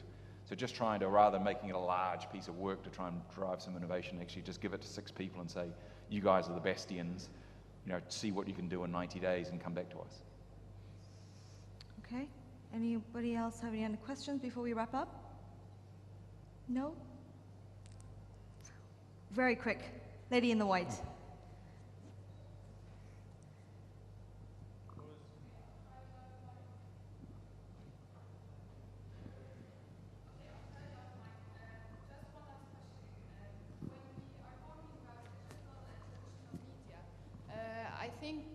What do you think the role of TV can be? When Mr. Lee said that a telephone might be able to write the news, are we as media leaders thinking of what role as journalists we can have in the future? Like for me, are we moving towards considering the digital information as sources and then we do our job from this angle, or are we considering them as citizen journalists and in this case we don't have to exist anymore? So. Artificial intelligence is not capable of making the difference between real news and fake news. So I think the role of the media and the journalism will remain very important regardless of all the technology developments. All right. I guess that's it. Just want to say thank you so much to our wonderful panel for joining us today. Mr. Paul Lee from London, Tom Cutter from New Zealand, Ade Granberg from Sweden, and Mr. Delbert van Rooyen from the Netherlands. Thank you so much. It was a really interesting discussion. Thank you. Thank you. And thanks to the audience also for participating.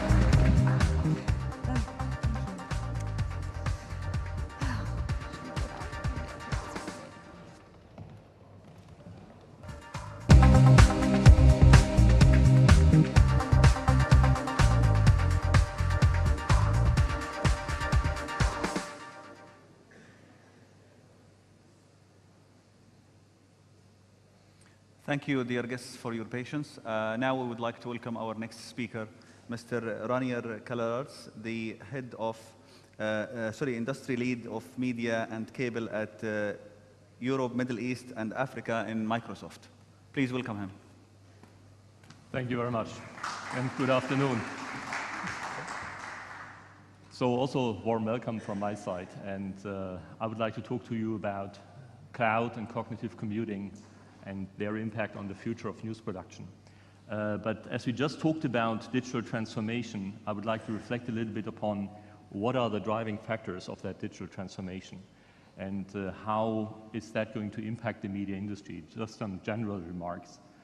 You know, at Microsoft, we look at digital transformation as a process that's impacting many industries. And actually, the media industry is probably the most impacted industry because it transforms the value chain, it transforms the way that content is distributed, produced, and consumed, and it also transforms the business models in the media industry.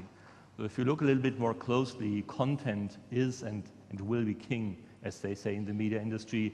So being relevant for your audience, covering the breaking news will still be very important in the future, but it will change the way that content is being distributed, and it's key to make that content available in the format and on the devices and in the various situations and contexts that are relevant for your users.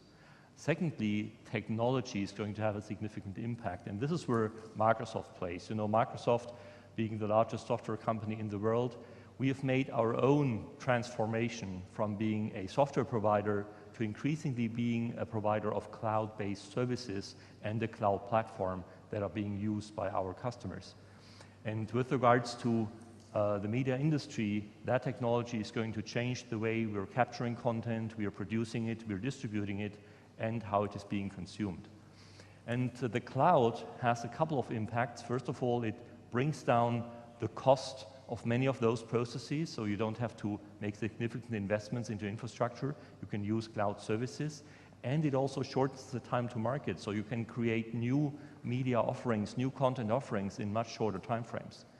And thirdly, data is going to change the way media is going to be presented to consumers. Because with the back channel that we have with IP-based media, we can understand what consumers are actually watching, what they are reading. And we can take that information in order to create more relevant content for those audiences. We can take that information in order to offer targeted advertising opportunities, and we can provide recommendations what might also be interesting for our audience, for the individual users. So data, we believe, will drive the transformation from traditional mass media to what we refer to as personal media. Now, as we heard in Paul Lee's presentation, television and radio are here to stay. They are not going to go away. That's also our belief at Microsoft. But we think they will be impacted and by the new forms of content consumption and those new possibilities, and they will be complemented by those new distribution channels that we are seeing. So this is just some general remarks, and as a technology provider, we're working with organizations like Al Jazeera to help them on their journey to leverage those technologies for their business and for the benefit of their audiences and their employees. Now with that, let's talk about how that is going to specifically impact the news business. And I guess we all know the news workflow at a high level. It of course starts with news gathering, so understanding what's going on out there in the world. Then the production processes of capturing the video content and editing it so that it's distributable. Also the editorial processes of planning new stories, assigning resources to produce those stories, and then write up the articles and format the content in an appropriate way. And then the distribution of the content through television, through radio, through print, through online media, onto different platforms, be it television sets, radios, or all kinds of mobile devices. And something that is increasingly important, the user engagement. We can use that back channel to actually understand not only what people are watching and looking at, but also what they think. We can get their feedback, we can get their responses, we can even have them participate in the content that we are creating, providing a new level of user engagement. And on the left-hand side, of course, there's the various data sources. There's actually an explosion of data sources that journalists need to look at today.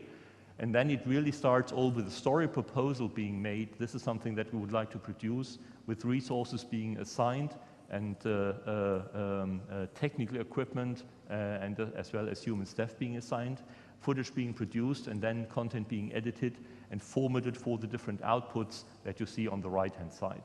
So that's, as we look at news, the high-level workflow.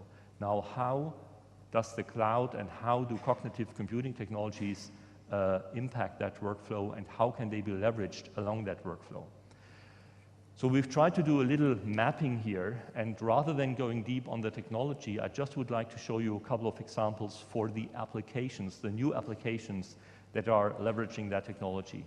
And it starts on the left-hand side with solutions for news monitoring, for watching what's going on out there in the world, solutions for streaming live content from external audiences and participants, and with tools for mobile journalism. And then, as we move further to the right, you can see different tools and technologies being applied along, you could say, the news value chain. And these are all tools that are helping the modern journalist to get their job done more effectively, to break the news more quickly, and to make the content available across the various channels and to engage the audience. And the underpinning of that is what we refer to as a digital platform.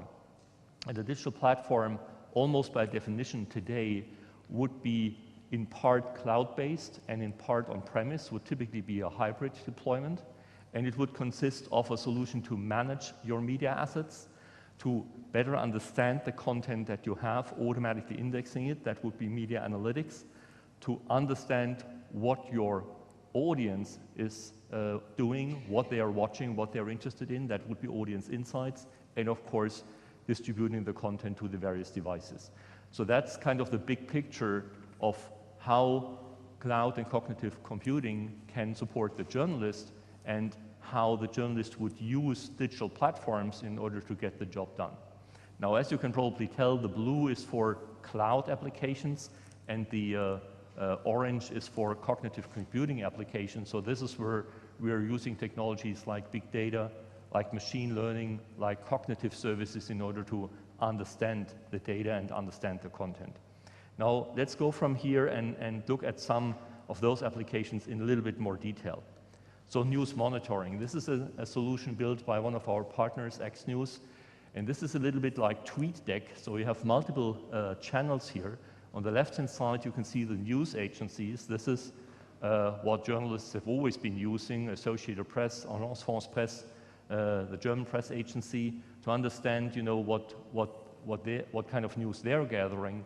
But today, in order to stay ahead of the competition, you also need to look at social media, at the tweets, at the posts of people who are maybe on site, who are closer to the event, and who are a trusted source. So this is where differentiation begins. Everybody can subscribe to the news agencies, but it's your sources, your informants, your correspondents on site that provide that additional insight that you can have here as another channel.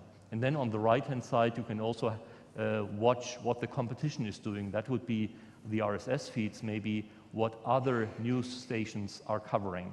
So you basically have one pane of glass to look at to understand what's going on out there in the world.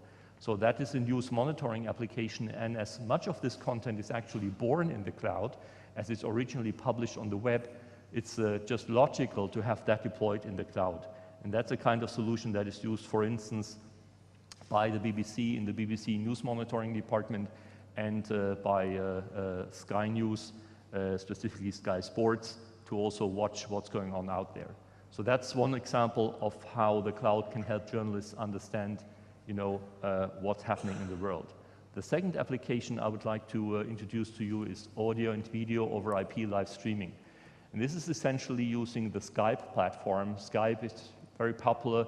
Many of us have probably been using this in both our private lives and our public lives. As you are probably aware, Skype is a Microsoft product now. We have about 300 million users around the globe who are using the internet to connect and to not only chat, but also have a voice conversation and to do video streaming. And that same technology can be used to connect pretty much anyone, anyone from the audience or your subject matter expert into your studio, and have that live signal being transmitted to your television or to your radio station. And together with partners, we are offering end-to-end solutions for that. The example that you see here in the background, where you can maybe see those many different small videos playing, that's actually a game show produced by TF1 in France, who have basically created that whole show around the concept of participatory engagement. So the audience is invited to call into the show, into the game show via Skype, and contribute. And it's basically a big quiz show. So, but actually with basically a cast of millions, so to speak. So lots of benefits here from, on the one hand side, saving cost, to, on the other hand side, of engaging your audience and creating a more engaging experience. And that's also being used by many of the large news networks in the world, including the BBC, CNN, and also just to give an example from India, by News Daily TV from India. And then mobile journalism. I've been to a mobile journalism conference in Dublin last year, where they spoke about using smartphones and tablets to do news coverage. So that has made lives of journalists quite a bit easier, and gave a lot of more new possibilities to journalists, that they can now use their phone not only to post their messages back to the newsroom, but also to capture photos, to capture audio recordings, and even do video shoots in pretty good quality, and upload them to the newsroom office. So this is where, of course, smartphones and smartphone solutions are very important. So now that we've gathered that content, let's look at what are we doing in the newsroom. And in the newsroom itself, one of the key applications of the cloud is what we refer to as editorial collaboration. And this is something that we've been doing with a couple of large news organizations who understand that, and this was mentioned in Al Jazeera's presentation this morning, that it's very much about collaboration, about enabling people across different sites, across different teams, across even different organizations to collaborate on a news story. And this is why these portal-based applications, these collaboration applications, become increasingly important for news organizations. For instance, at Gannett, we have deployed Office 365, our collaboration platform, and that helps them with what they call the story bubble. This is basically when the first rumors, the first news are coming in, and when you are starting to assess as a journalist, is this going to become a story? Is this to be trusted? Is this relevant for my audience? So this is a phase where a lot of communication and collaboration happens, and that then leads to the story proposal. And this is where the solution that is deployed at, for instance, the BBC, and in a similar way at ZDF starts. These solutions start at the story proposal. Once the story proposal is being made, these solutions are used to share that story proposal so that everyone else in the editorial team can see what they are working on, and then resources get assigned, content gets produced, and that content gets uploaded to the different media asset management systems, which are then visible through that portal. And one of the unique things about the BBC journalism portal, and the BBC have actually published a white paper about that. It's actually based on one of our technologies, SharePoint. It provides you with what they call a topic page. This is what you can see here in the middle, in the lower row. And that aggregates all the content that the BBC have about one topic, like, you know, the US election, like, you know, any environmental disaster, any topic that you might think of is aggregated in a smart way and visible in a single page. And this not only includes the BBC's own content, but also content from news agencies, content from other news providers, so that as a journalist you can actually very effectively find out what do we have on that topic. And then finally, Deutschlandradio, which is a radio station in Germany covering German expatriates all around the world with a German language radio service, and they also do other languages as well. They have taken this to the next level by also including rundown editing into that portal. So their journalists don't even need to switch to another application to put together the rundown, but they can do this straight inside a web browser, and that, of course, in their case, connects to a computer-aided radio system in the background. So this is some of the tools that actually that don't really replace existing solutions, but they create a unified user interface for journalists to work on it and to collaborate effectively in the newsroom. So with that, let's look at data journalism. Data journalism is increasingly popular as many things, many trends are actually represented in data, but data is not really a story. If you would want to present a table to your television audience, that would be a pretty boring idea. But you can bring data to life with graphics and with animations and with infographics. And this is what data journalism is about. It's about understanding the story inside the data and then bringing that story to life through visualization. And it's one of the big trends in journalism these days, and CNN have been using that during the US elections, of course. We've also seen that at Sky News. Many of the large news organizations are using that today. And Microsoft's contribution to that is a solution which we call Power BI.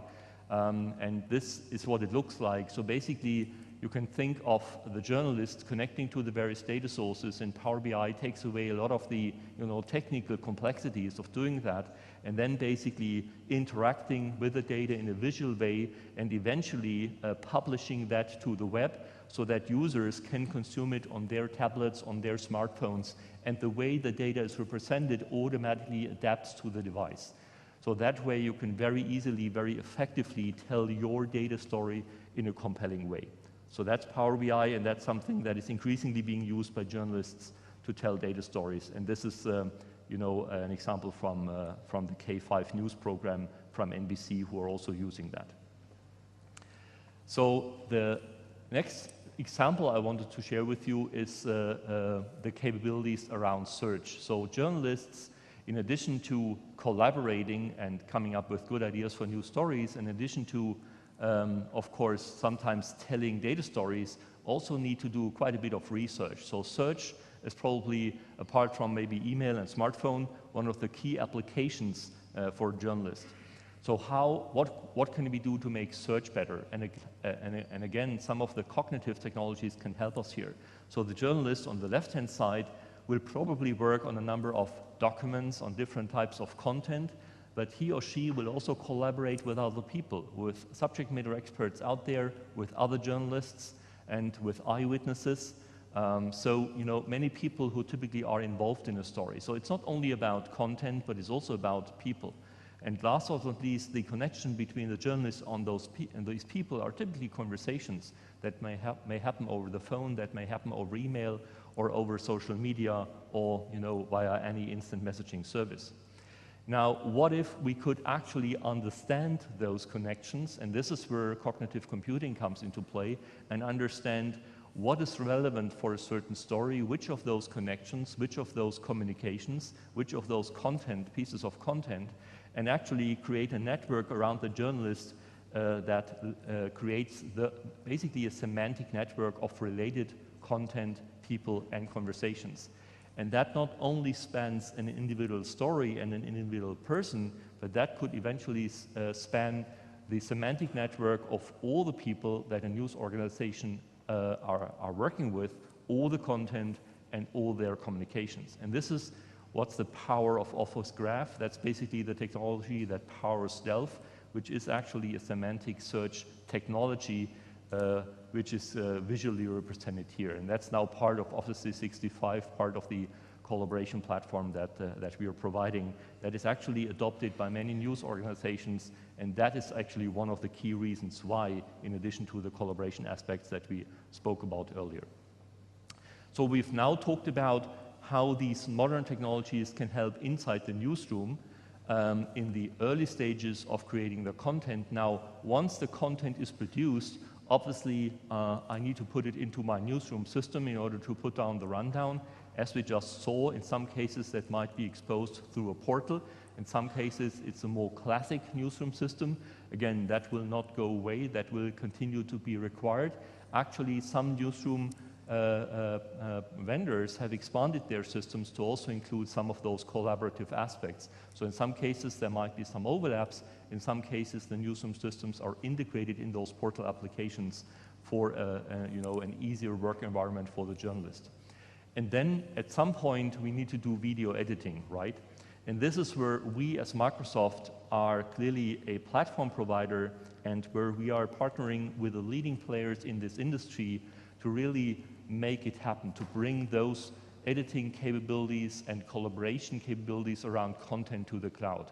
And on April 22nd, just 2 days prior to the NAB show in Las Vegas, Avid made a big announcement about them now moving their product portfolio to the cloud.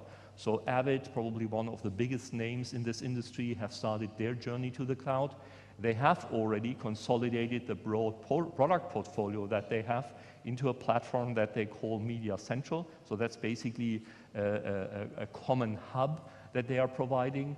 And that is, of course, deeply integrated with their concept of Avid Everywhere, so that you can access their applications from pretty much anywhere. So they have already started that journey, and now with a partnership with Microsoft, they're going to make many of their applications available in the cloud on the Microsoft Azure platform.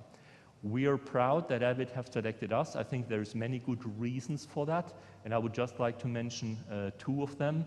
One is both Microsoft and Avid understand that the future of the media industry is not cloud only, but it's going to be about hybrid deployments, about combinations of on-premise components, where customers have already invested, and cloud-based services. And we want to work with Avid to bring those 2 worlds together. That's one of the key common denominators. And secondly, we're also strategically very aligned.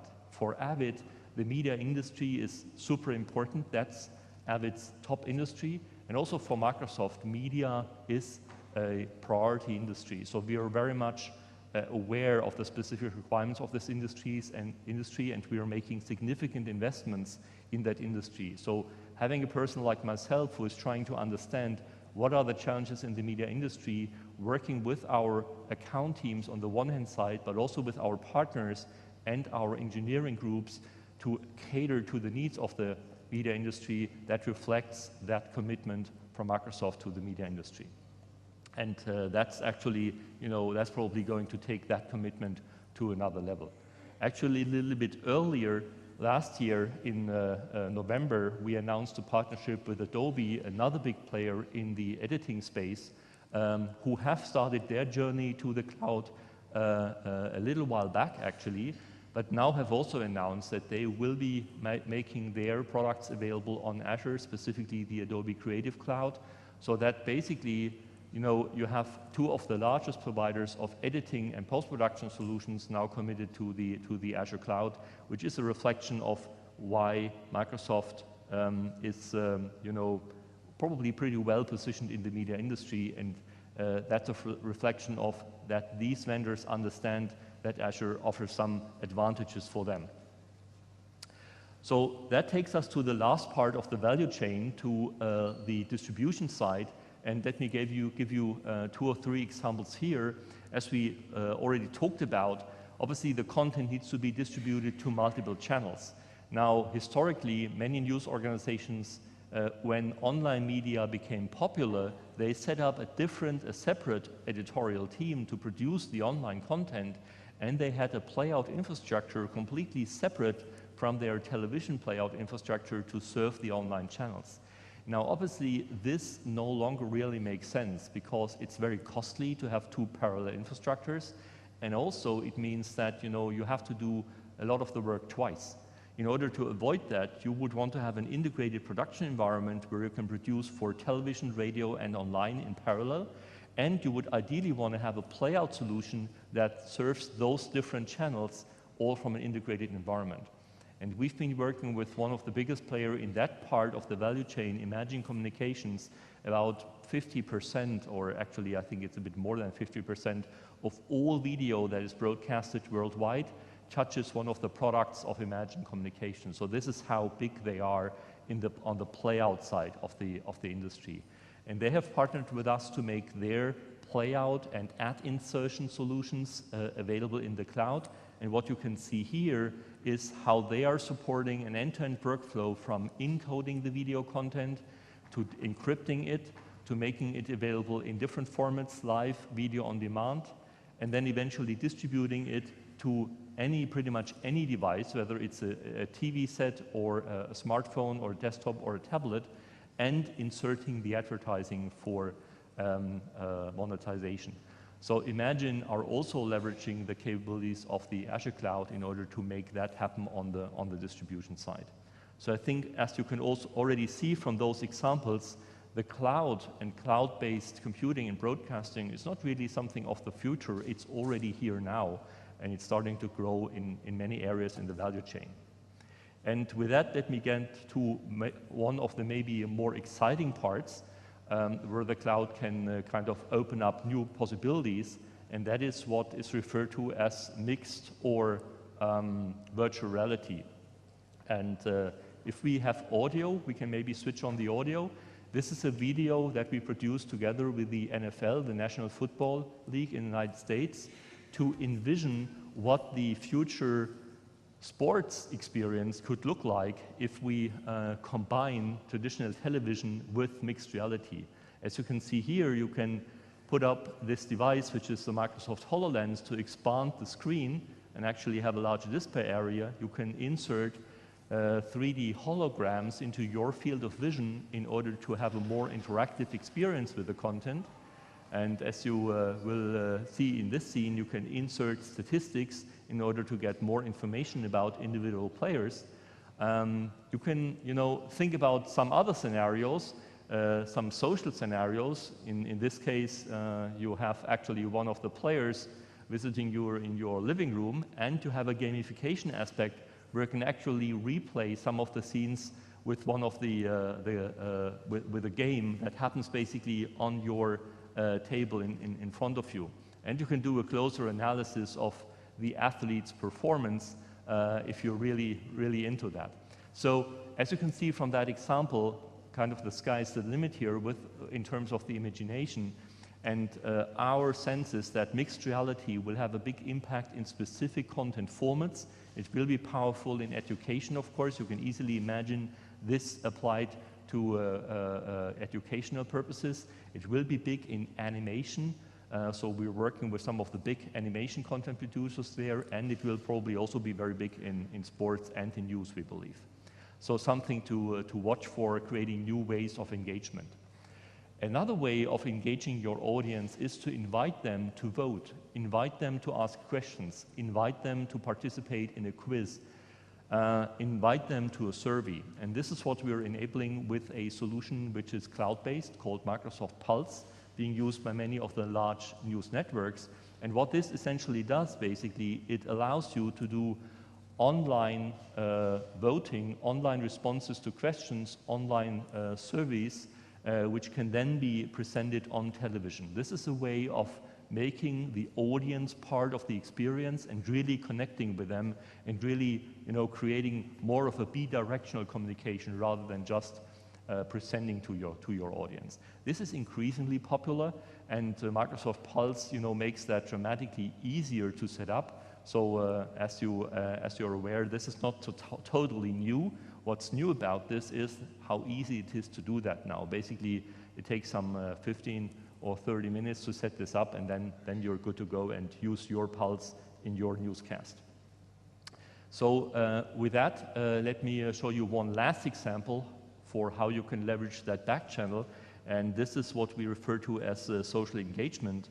So Microsoft has developed a solution called Microsoft Social Engagement to listen to what's going on out there in the social media, on Twitter, on Facebook, and on all the other platforms, to understand, you know, what do they think about my brand? What do they think about Al Jazeera? What do they think about my news stories? What are the comments they are making? Do they like my anchor person? Do they like that reporter? And you know, what's the hot topics that they are discussing? And this is kind of a dashboard that can be used by journalists and by social media experts to understand, as you can see here in the upper left-hand side, the overall sentiment, where the action is really happening. Then you can see the sources, and you can see, and that's probably most important, who are the top influencers, who are the people actually who are shaping the public opinion in social media on your brand, on your news coverage. And you know, if there is a key influencer and you want to respond to him or her because he or she has maybe misrepresented you, then you can respond to that and directly engage. This is why it's not only listening, but it's also about responding. It's also about engaging. And then you can, of course, also see which languages these posts are posted in. That gives you a sense for, you know, what are the geographies, what are the languages that I'm reaching. And on the upper right-hand side, you can see some of the keywords that are used in the posts.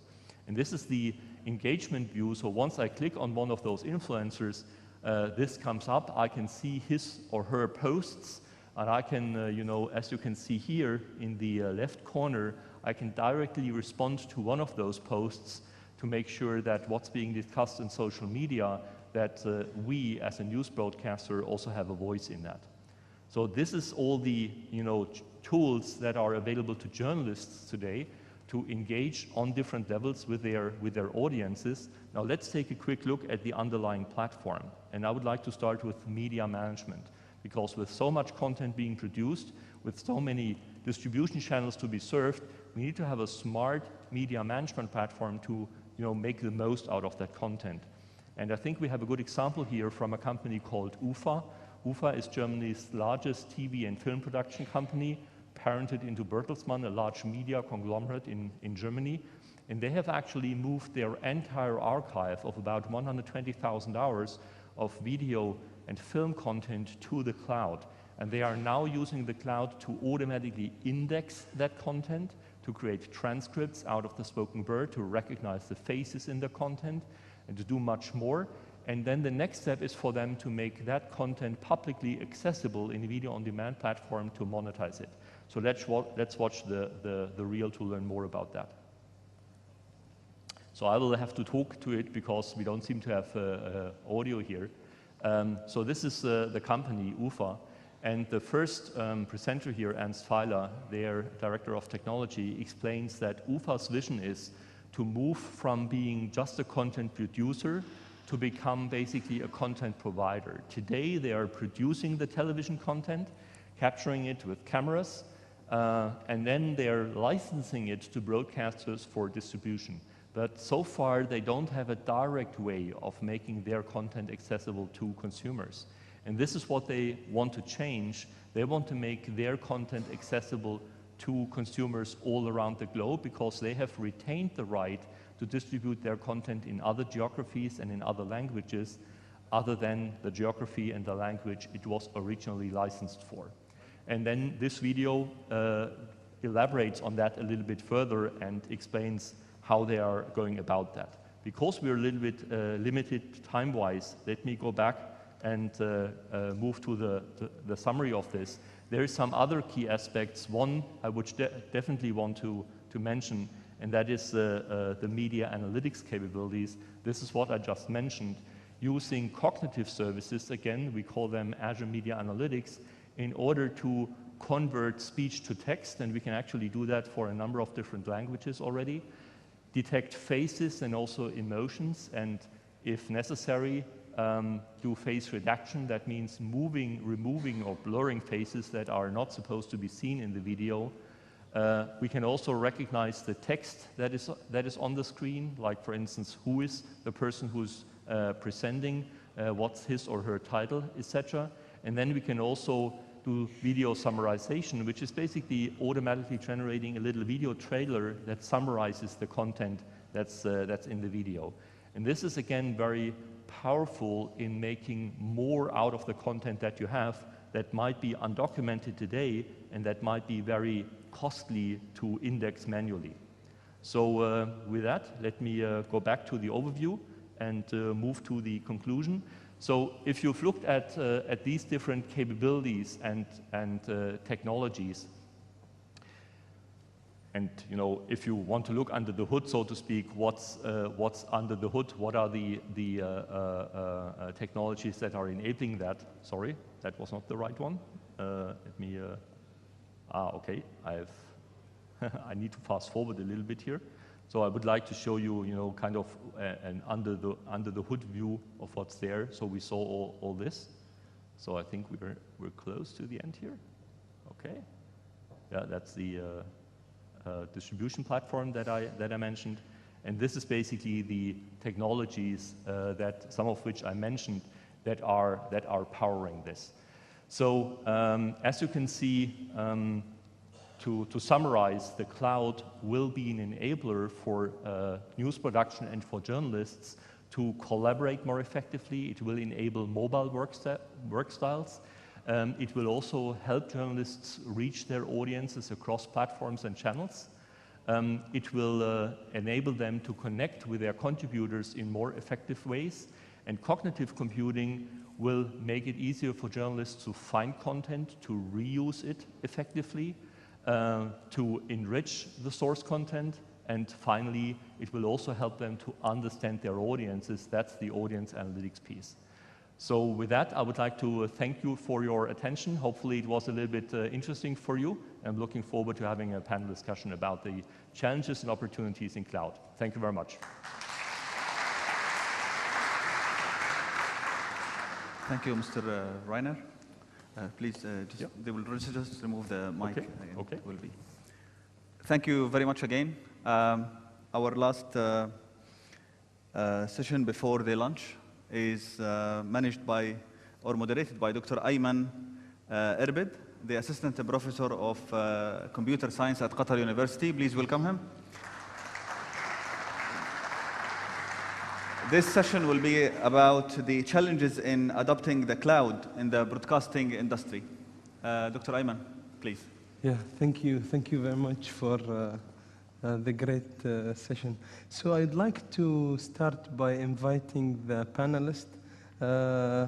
We'll start with Wolfgang Wagner.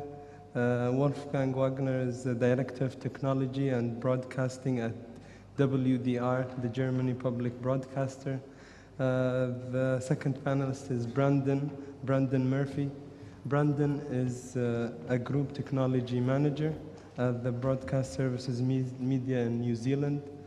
And Ram Ramachandran, GM and Head Enterprise Middle East and Africa, Tech Mahindra, and our friend Rainier from Microsoft.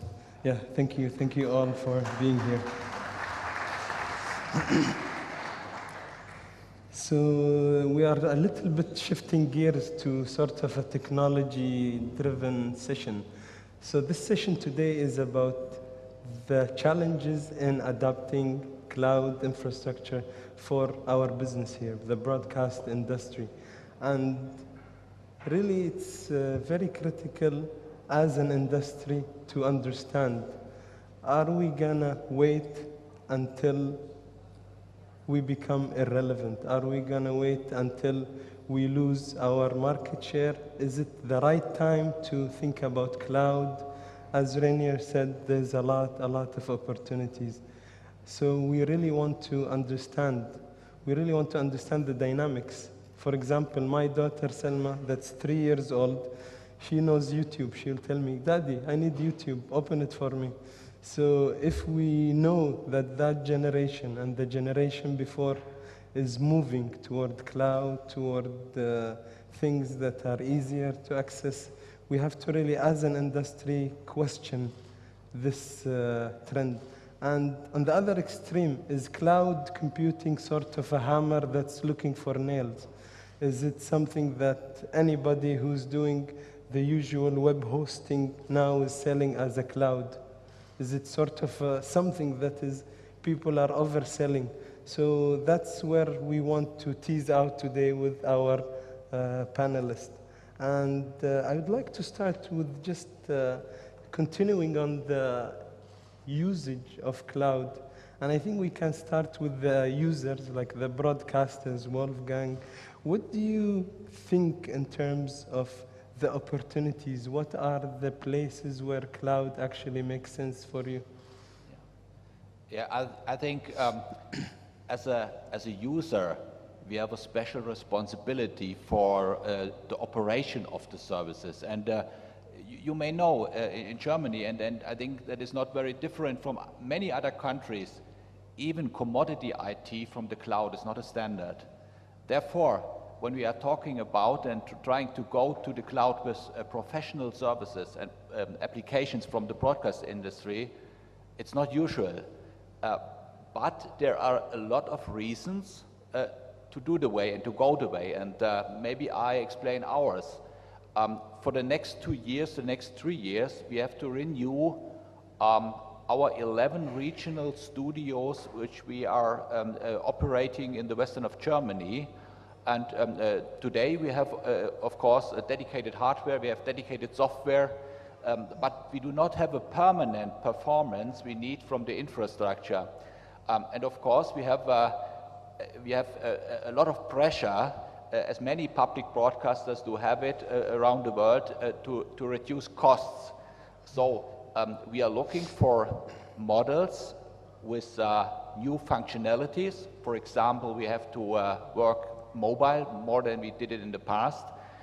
We do not only have to do it in Germany, we have also another 6 studios worldwide from New York, Washington, via Nairobi and Moscow. And so we are looking for new models of working together, and that also with solutions which are much more flexible than to have it with a dedicated infrastructure. So that is the most reason for us. So if I take that and maybe push it to Brandon, and you as a provider, and maybe a situation similar to Qatar here, where you have a smaller network and you have very specialized audience, do you think cloud there is giving you an advantage in that setting in New Zealand?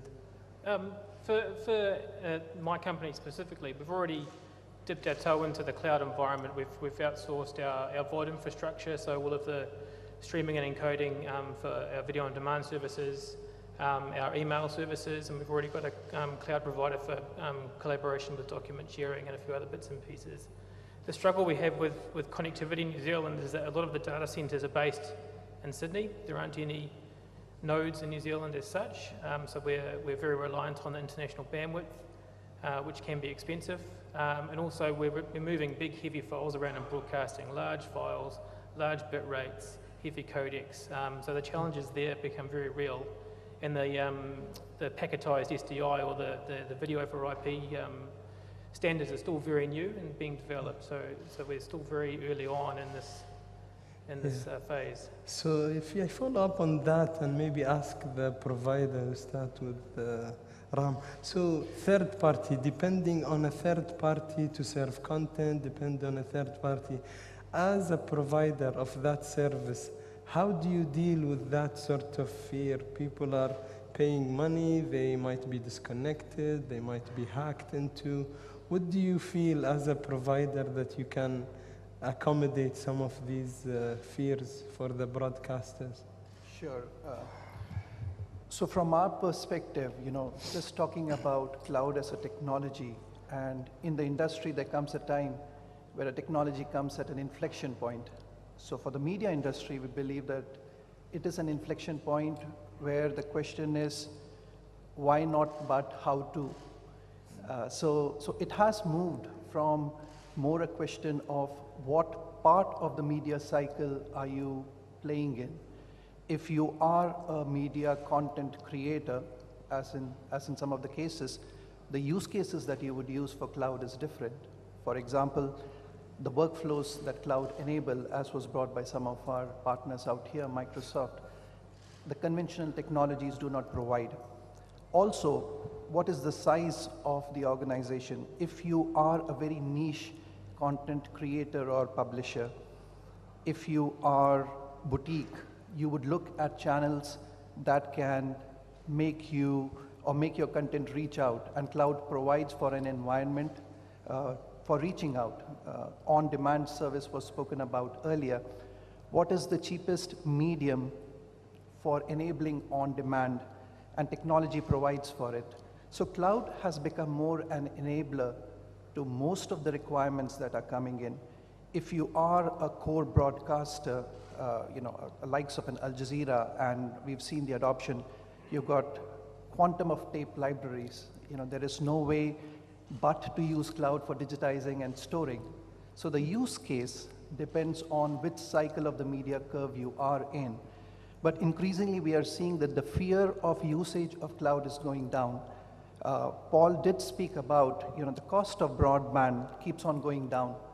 There was a time when a few kilobytes or megabytes was difficult, and now we are talking about gigabyte of information. The channel of access of content is becoming stronger, and we believe that the interplay of telecom providers along with media companies as it emerges will help in dissuading some of the fears. Earlier there were questions on, in remote parts, there is no connectivity, will our content reach if it is on the cloud? But we believe that it is a matter of 2 to 3 to 5 years, when these technologies will be all pervasive. So it's more a mindset, and also picking the right case or use case for adoption, depending on which cycle of the media curve you are in. Just to follow up on that a little bit, we have at least two sides, the side of the consumption and the side of also the production, people in newsrooms, people working together to produce. So what, as a provider also of cloud services, how do you see both, and which one is sort of pushing you forward? Obviously, the cloud has been very popular with consumers since many years. So many of us are using cloud-based email, for instance. We are all using cloud-based search engines. So that's kind of standard in the consumer world. On the media side, we've seen cloud adoption initially mostly on the distribution side. So people were using the cloud for streaming video on demand or live. And we are now seeing the cloud increasingly being adopted along the value chain, as I tried to explain, in post-production, in news gathering, so pretty much along the entire news production process. Now, I would like to make a remark about your earlier question about people trusting into the cloud. It's a very important point, and at Microsoft we're taking that very seriously. We have a number of programs underway where we are working with third parties in order to get the cloud platform, our cloud platform, certified under security and data privacy considerations. And we know that people will only use the cloud, both consumers and media organizations, if they can trust that cloud. So trust in the cloud is very important, and we as providers need to be proactive in that area and have to make investments there. Now, I would say, if you look at the consumer services, some other vendors are using the data that they get from those services for their own business purposes. Now, we have a policy of, if you entrust your data to our cloud, we will not use that data for anything else than your own purposes. And I think that's very important for making sure that you can trust that cloud. Just to follow up, just because I'm interested, so the data comes to you mostly encrypted or just plain? Actually, that's a customer decision. So you can, of course, store the data in an unencrypted way, and that's quite honestly still the common way of doing it. But there are some customers who are using our technologies to encrypt their data so that they can be absolutely sure, even if someone else kind of breaks into their cloud, they can still be sure that someone else cannot use their data. Okay, excellent. I wanted to move into a little bit different topic related to, also the data. You as a broadcaster have a lot of assets. Your bread and butter, create movies, create content that people want, and also buy content from other provider. And now it's potentially, if we say cloud is the next step, it will move to the cloud. So how it will work with this data and with the content you get? What are the issues? You are right. You described the situation very well. I think one of the challenges is to bring the different functionalities together. So you have on the one hand side, you have your dedicated hardware and software in your infrastructure. You have to manage this, you have to operate this. And on the other hand side, you have to combine it maybe with a hybrid solution of a cloud. You have also to manage this, you have to manage this together and to be at the same time, to be efficient, I think. So we have to find, beside these functionalities, also flexible models to combine these two worlds, to manage the data which is distributed of different places maybe over the world, and with different technical solutions. That is not so simple as you can talk about this, I think. I think it's a big challenge to do this. And just maybe to drill down, maybe with Brandon and the others, is this data sometimes have like restrictions, like sometimes copyright with you cannot put it somewhere else. So what would you deal with that, other than the public-private cloud? So that's an interesting challenge in that a lot of our contracts with the studios specify that we have to maintain copies or their high-res copies of the content on our premises. And often in closed, locked rooms, they're very strict with how we store that media. And they can then be very difficult to deal with at a contractual level if you want to change anything in that space.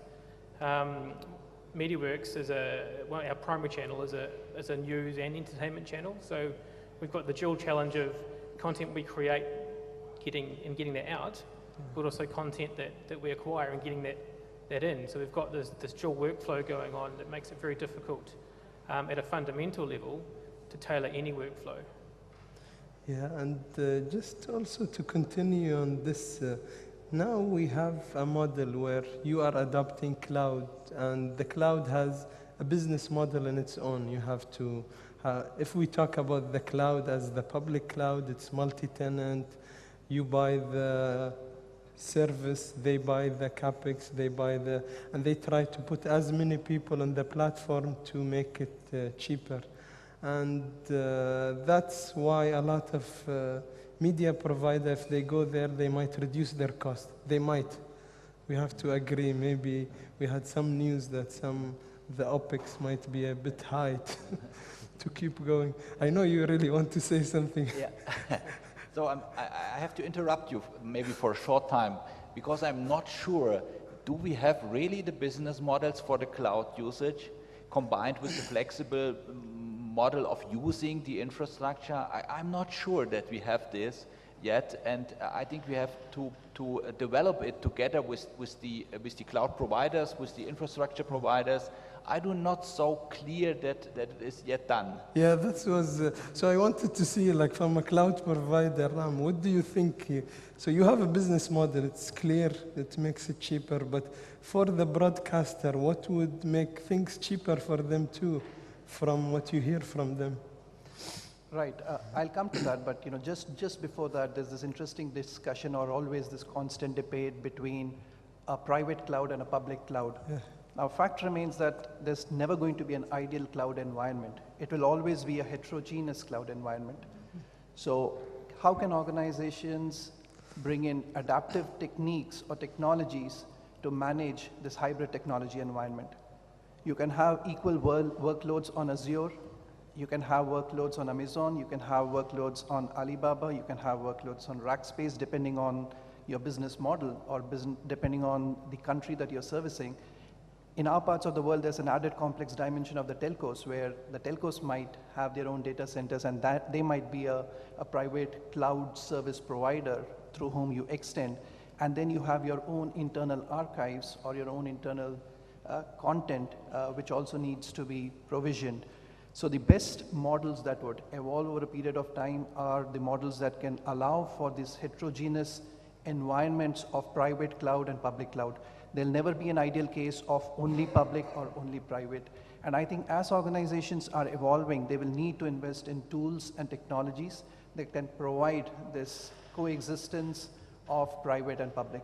And depending on the business model, because it's also a question of the economies of scale, what can, and that sort of brings to that particular point of, what is the most dollar, the biggest buck for the dollar, if I may use the term, comes from which particular choice, or how do you manage these two environments together? Yeah, so you are, go ahead. Maybe I can comment on that as well. We have seen early cloud adoption with some of the standardized services, the commodity services like storage, like compute, and that is relatively easy to price, and this is where the economies of scale are easy to achieve. We are now discussing much more specific applications, specific to the media industry, like for instance news gathering and post-production. And this is where the economies of scale are not as obvious and as easy to achieve. And this is why I would honestly say that probably for us as a provider, I would think that our pricing models are probably still too complex, and we need to bring those down to map our pricing to the value we deliver to the media organizations. So that is still a challenge that I'm seeing. We are talking about storage capacity, virtual machine, CPU power, data throughput, all technical terms. This is what our pricing is today based on. While a media company will look at, I have to edit so many hours of video, I need to stream so many hours of video, they don't care how much storage that takes and how many compute cycles. Yes, yeah, so it's very clear, like somebody is selling cycles, bandwidth, storage, and somebody wants really a service and doesn't really know how much it will cost. And I think we even have stories from Netflix where at some point it was very expensive to stream. So you put your data there, but when you come to stream it, it's very expensive. So is it OpEx? Is it really something that is long term, or should they do hybrid? So I guess just put me in my next question. If you are thinking as a broadcaster, do you think that we have the tools and maturity of the things that will make you move from your sweet spot where you know all the editing, you know everything, to something that is cloud-based? For the moment, I don't think so that we have all these tools, and I also do not think that it is a revolution which will happen going from dedicated infrastructure to the cloud. I think it's an evolutionary way we have to go, and we have to develop these tools together with the industry, with the infrastructure and the cloud service providers. They are not available. You cannot take them from the stores and bring it in operation. Therefore, the needs of our business, I think, is too special, as Rainer Keller has told. We have so huge data resources we have to handle that is not comparable with an email archive. It's much more, and therefore I think you also need very special tools which have to be developed together with the partners. So the providers maybe, or the broadcast. So do you believe, Brandon, you have what it takes to move for in terms of tools? And yeah, I think we're a lot closer than perhaps you do. The standards are becoming more stable. You see the manufacturers, the Sonys and the Everts and the equipment manufacturers moving in the same direction now, rather than off on their own little tangents. Although to your point, it is very much an environment where we have got specific and bespoke needs.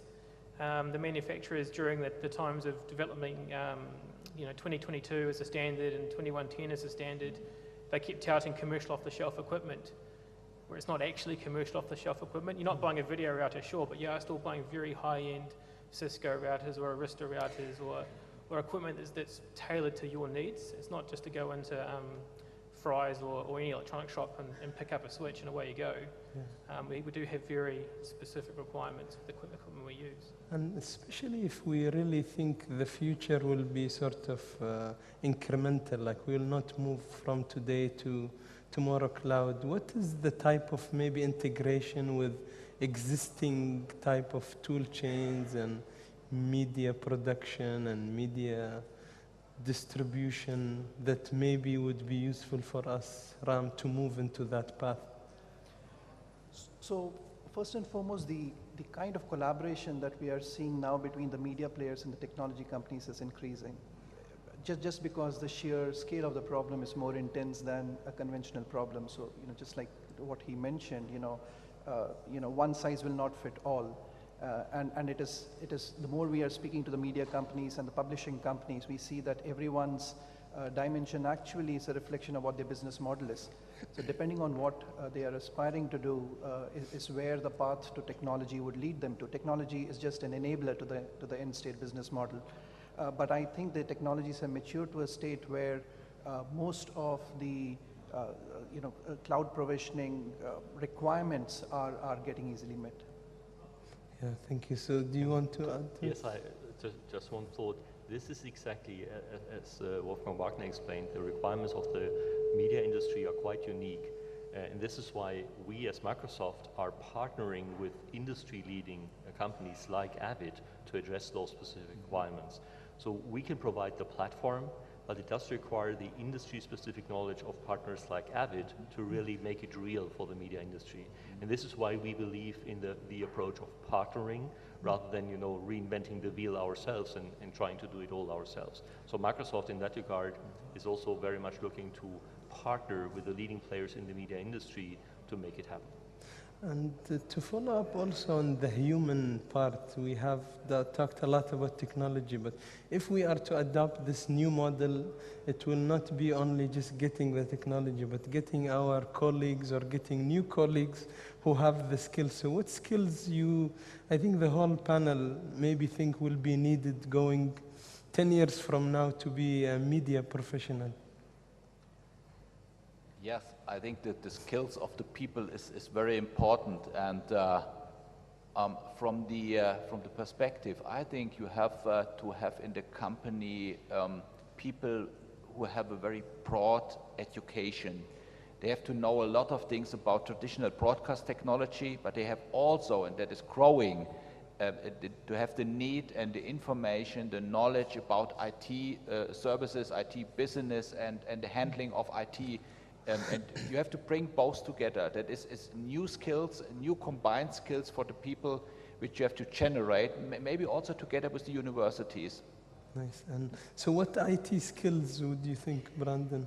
So this is a challenge we have in New Zealand as a small industry. Finding people that know broadcasting is very difficult. And as an industry, it's getting smaller as we try and reduce our technology footprint and make savings in the plant we buy. Finding IT people, though, is very easy. And so now it's just whether or not we just hire IT staff or IT people and teach them the little bits of broadcasting they need to know. Or do we try and find broadcast people and teach them the IT bits they need to know?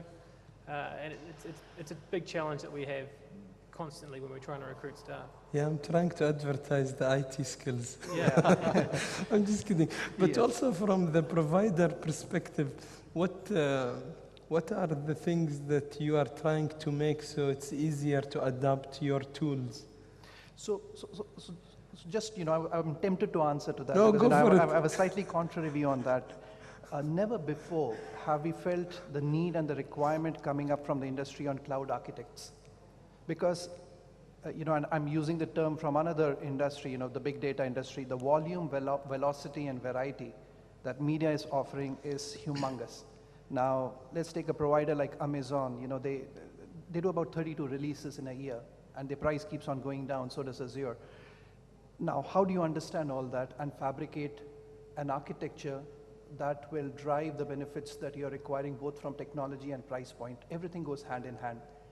And the need for the technology professional to be multi-skilled in a cloud environment is very different from a standard software development lifecycle curve. It's a more agile environment. The speed of releases are mind-boggling. So in order to keep pace with that, you require a very different kind of professional who's tuned more to this agile way of doing and working. And I think that's a challenge which both the industry and the technical bodies like us can jointly address. Yeah, so... I think from a user perspective, we're in an age of big empowerment. You know, all the new tools that we talked about really empower journalists to do more. But that also means that the borderlines of the old job roles are starting to blur. And people are now doing things that used to be separate jobs in the past. So, you know, last night we had dinner with a journalist, and she told us about her, you know, experience in, you know, identifying the news stories, then doing the interviews, then doing the videos, doing the graphics if needed, doing, of course, the photos, doing the editorial work, the layout, and basically she can do this all on her own. She sometimes delegates some of that work to other team members, but with the tools, she's very much empowered to do all that. But that also requires, as my colleague said, for people to be more tech savvy and to be able to use those new technologies. So we definitely have as a provider, we have a challenge of making those tools as easy to use as possible. And some of the solutions that we spoke about are, I think, already starting to address that. So we will think that, we think, and that's what we're aiming for, making the use of technology easier. Yeah, and from the educational perspective, as academics, we are trying now to develop more interdisciplinary program where I have IT person, but at the same time, he needs to know video editing. So he will get some degree in computer science, but with a lot of multimedia processing, handling, and maybe some mass communication class where he's sort of ready to move into something like this. So I tried to dictate most of the question, but now I'll just give you maybe 1-2 minutes each to just say, where do you see the future? Do you see a lot of challenges? Do you see a lot of opportunities? And it's up to you. And we'll start from the end, Sure. maybe, since... Yeah, I would say, you know, the future of cloud is bright. And it's there to stay. You know, now we can't kid ourselves that cloud is not there. It's now become integral part of the way, you know, our business is done. So, when we were given the topic challenge or opportunity, you know, my mindset thinking, what challenge? It's no longer a challenge. The way we would need to see cloud is an opportunity. Now, does it mean that we need to change the business model? Maybe yes, in certain cases. Yes, there are still questions and unanswered questions around security, which needs a joint addressal. The formats of security are different. But again, we haven't spoken about it, but the newer technologies like blockchain, if you have heard of that, you know, the kind of, you know, on a private or a public environment, you know, you can create digital assets which are completely protected in a way that was very unimaginable even 3 to 5 years back. So there are technologies that are coming along that hopefully will address some of the challenges, but the way I see it is the future of cloud is bright. There is no dark lining there. Future is bright, Brandon. Yeah, I think there are still very big challenges in the environment, not to be too disagreeable. But there is a path forward, and to touch on your point actually just before, the industry is moving so fast now, and you have to keep pace with what's going on. In a traditional broadcast sense, you get stuck in these capex investment cycles where you're only replacing something 5 years, 6 years, 7 years. But if something happens or something changes or a new standard comes out, you can very quickly get caught out of step with the rest of the market. And having a virtualized layer or a cloud-based platform where you can just swap out the software part or replace your hardware part independently is going to be very important. Especially as we look to reduce capital investment and especially as we look to reduce costs. It's going to be a big part of how we move forward. I definitely believe that is true. Yes, thank you, Brandon.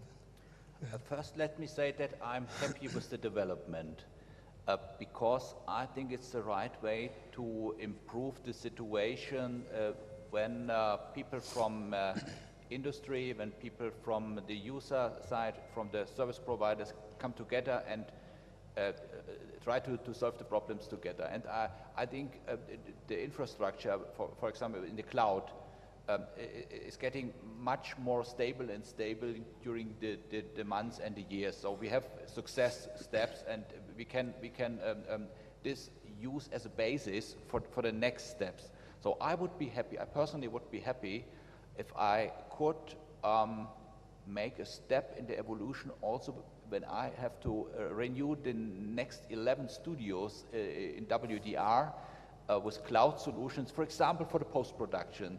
That would be a very good solution because it could be very flexible, it could be very scalable, it could give new opportunities for functionalities working together to improve workflows, and maybe we can have more efficient, more cost-efficient solutions than we have it with the dedicated hardware and software we have today. So that would be a wish from me to realize this process, this big project with a cloud solution. Yes, we are yet to convince the broadcasters. Go ahead, Renier. I think we are very optimistically cautious. Well, actually, I think we do realize that there's quite a bit of challenges to be addressed. We talked about some of them: data privacy concerns, security concerns, connectivity to the cloud, maturity of cloud-based solutions. So there is a number of things that we are still working on, but I think I have great confidence that working with partners, we will be able to address many of those challenges. We will make those cloud solutions easier to use and easier to deploy, and I think there will be a lot of benefits in terms of empowering people to collaborate more effectively, to be more creative, and actually reach audiences in new ways. So at Microsoft, we are kind of all into the cloud. We think it's the future of the IT industry, and it's certainly part of the future of the media industry. We think of cloud as the big enabler of media in the future. Yes, thank you all, and I think there is a strong message. I think most of our panelists agree that the path forward will include some sort of consolidation and cloud service, and I think it's going back to the question of being relevant. If you were selling hardware as an IT 10 years ago, you would make a lot of money. This now, it's about selling services. And that business of selling hardware almost disappeared to maybe only buyers from cloud providers. So I think being relevant as an industry, understanding what's the best use of the technology, where it really serves a purpose, away from just looking for like a buzz that you can sell a product within the short term. I would like to open at the end if you have any question as an audience, or you want to go for lunch. Yeah, I don't know where the mics are, but if I hear you, I can say it back. The lady on the left.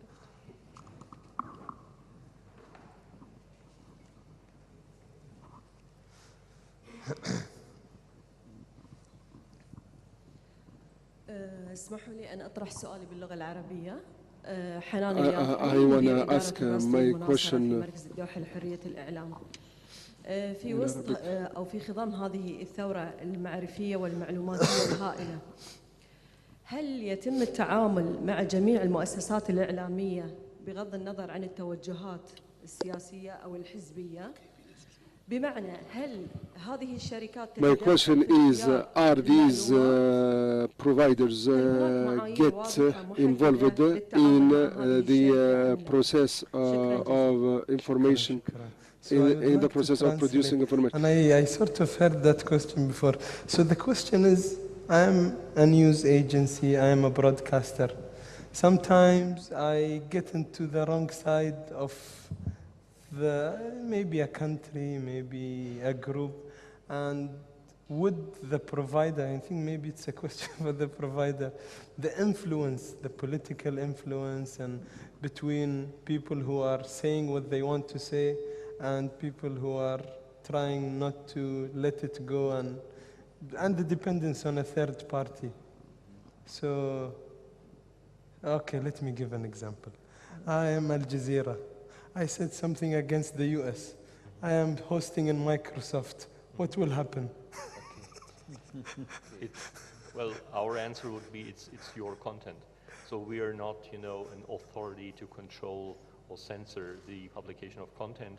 Of course, we will adhere to local laws with regards to, what content might be published or might not published. So, you know, there is differences in different countries in that regard, and we will respect that local authority and that local law.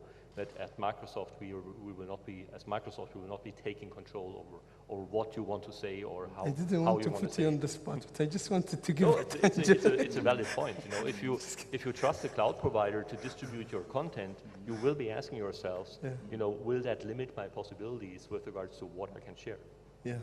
So I don't think any takers want to take. Yeah, it's more about checks and balances, you know, in that sense. However, you know, from our perspective, you know, such things, I don't know what is the influence that technology can have towards the control of some of actions like this. But what technology does provide, and you know, my friend from Microsoft did allude to it, social media analytics on the cloud is playing a very big role in capturing sentiments. So if we are able to figure out positive or negative sentiments in advance, and we are seeing a big uptake of social media analytics and social media, you know, sentiment analysis specifically for media companies, it goes hand in hand in terms of your corresponding action to that particular event. So an event, if it's a negative event, how do you respond fast to that negative event? And then can cloud-based technologies like social media analytics provide you with that input fast enough for you to respond back and bring it back into a corrective action? Yes. So maybe we'll take maybe one more question from the audience. Thank you. Khalid Taha, I'm the founder and CEO of Toot for Media Solutions. I'm quite happy to see that Microsoft is finally giving more attention to media industry, which is quite good. However, I couldn't figure out the differentiation between the content and the data when you said about the three angles. And this will lead me to the question back again, is the content still the king? Which I don't think so. For me, I see the case, content as a service could be the king, because it's not that just the king. The second question also, how, as Microsoft, how do you see the challenges coming from the platforms like Facebook, YouTube, etc.? Because you talk about social media analytics and also search engines, where I see Facebook is going to come up with maybe surprises on the search engine for social and sentiment discovery. So how do you see, because what you're trying here to, you are talking about cloud, while I see Facebook, YouTube is like now 10, 15 years almost cloud-based services. Already they are far beyond what we're seeing nowadays. So what are the challenges? How do you see how can you help the traditional media organization to transform into cloud while facing the challenges of the platform itself, which is controlling the distribution, contribution, and audiences as well? Thank you. Okay, so a quick answer because we are running out of time. Go ahead. Yes. So first of all, to your point, you're right. Of course, in the age of digital, content is data. So in that regard, technically, absolutely yes.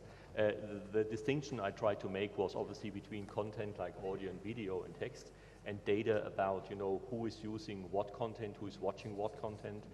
So understanding what the audience is doing with the content. That's what I meant by data, right?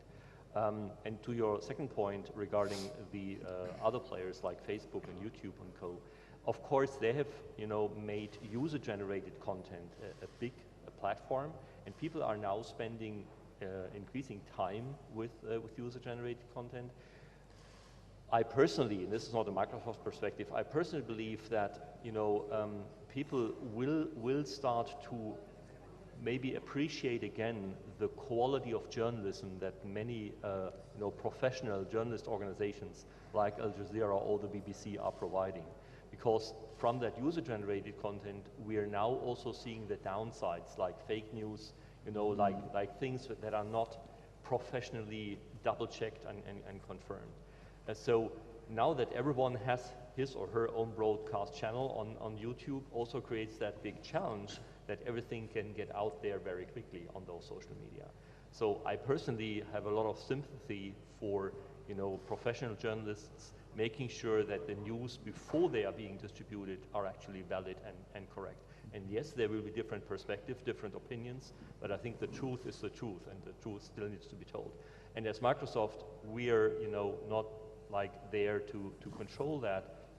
but we are providing a platform for professional media organizations to stay in the game, and I think they have increasingly understood the opportunities of the cloud, and they are now starting to leverage it. So, but to your point, yes, media companies in general have a lot of catch-up to do with regards to using technology and using data to their advantage. They have great content, but they need to do more leveraging technology and data, like Facebook and others are doing. Yeah, thank you all. Thanks to the broadcaster showing us their fears and their desires for better, and for the providers for showing some of the really good technology and good perspective to move forward. Thank you very much, Ram, Brandon, Wolfgang, Grenier. It was a great session. Thank you. Thank you so much. Thank you. Thank you. Thank you, Dr. Ayman and the guests. I would like to just remind you that we will break for lunch now for an hour, and then we will come back for two great speeches from Avid Technologies and Sinclair Media. Sinclair, afwan. So that will be 1 hour now for lunch, and then we'll come back here to the stage. Thank you very much.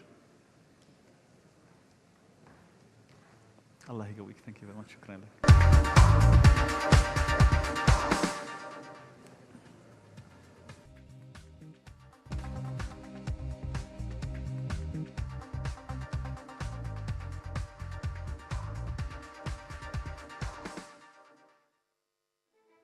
From our first broadcast, we have seen many changes.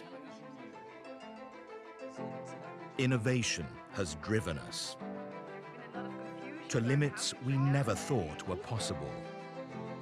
As we constantly evolve, we strive to meet the challenges of tomorrow. And what tomorrow brings has brought us together. The Future of Media Leaders Summit, proudly hosted by Al Jazeera.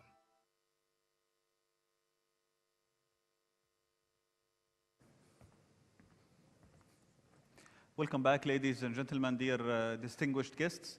Now, with our next presentation, it will be about empowering journalists and with increased efficiency and mobility and collaboration. It will be by Avid Technologies, presented by Jeff Rosica, the President and CMO. Please welcome him. Thanks, appreciate it. Well, thanks, good afternoon. So obviously being a media company, and I wanted to talk a little bit first about who Avid is, because not everybody may know who Avid is. I know a lot of people in the front row do, but a lot of people in the audience may not know. So Avid is basically a platform company, a platform for media. And I'm going to talk a little bit. The good news is you don't get to just hear me talk, you get to actually see some technology. So I'll start this off, spend about 15, 20 minutes kind of setting up how we think of technology and its role, especially as a platform for media. And then my partner here will come up, Craig Wilson, will show some technology. And we're going to show you how cloud actually can work in this space. But to get started, because we're a media company, I want to run a short video about how we see Avid's role as a platform company. This has audio for the audio crew.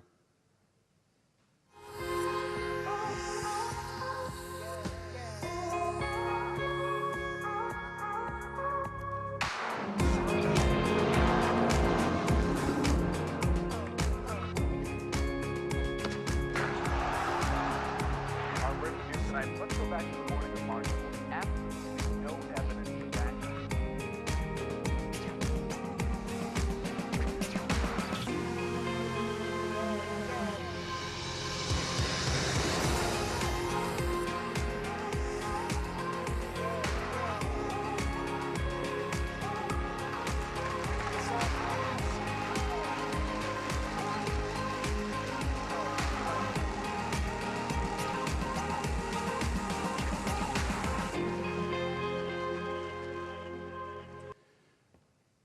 So again, my name is Jeff Rosica, the president of Avid Technology, and I want to thank Al Jazeera for having us here today.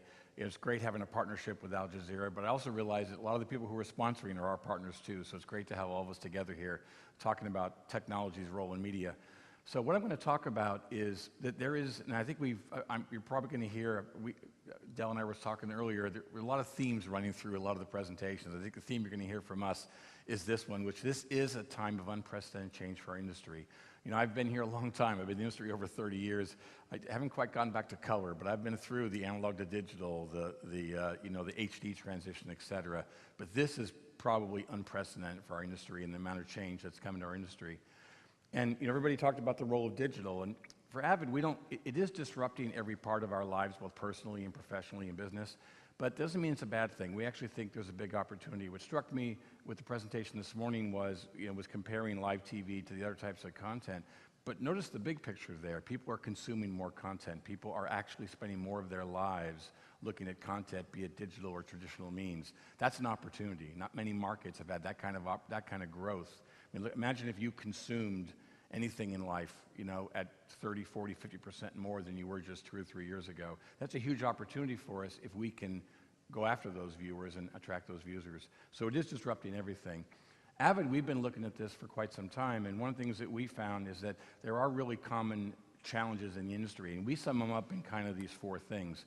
This increasing rate of content creation, it's a lot more enabled for people to create content, rapid growth of that, huge growth, as everyone's talked about this morning, of distribution platforms, a lot of increase in content consumption, which I think that slide showed this morning, the opportunity.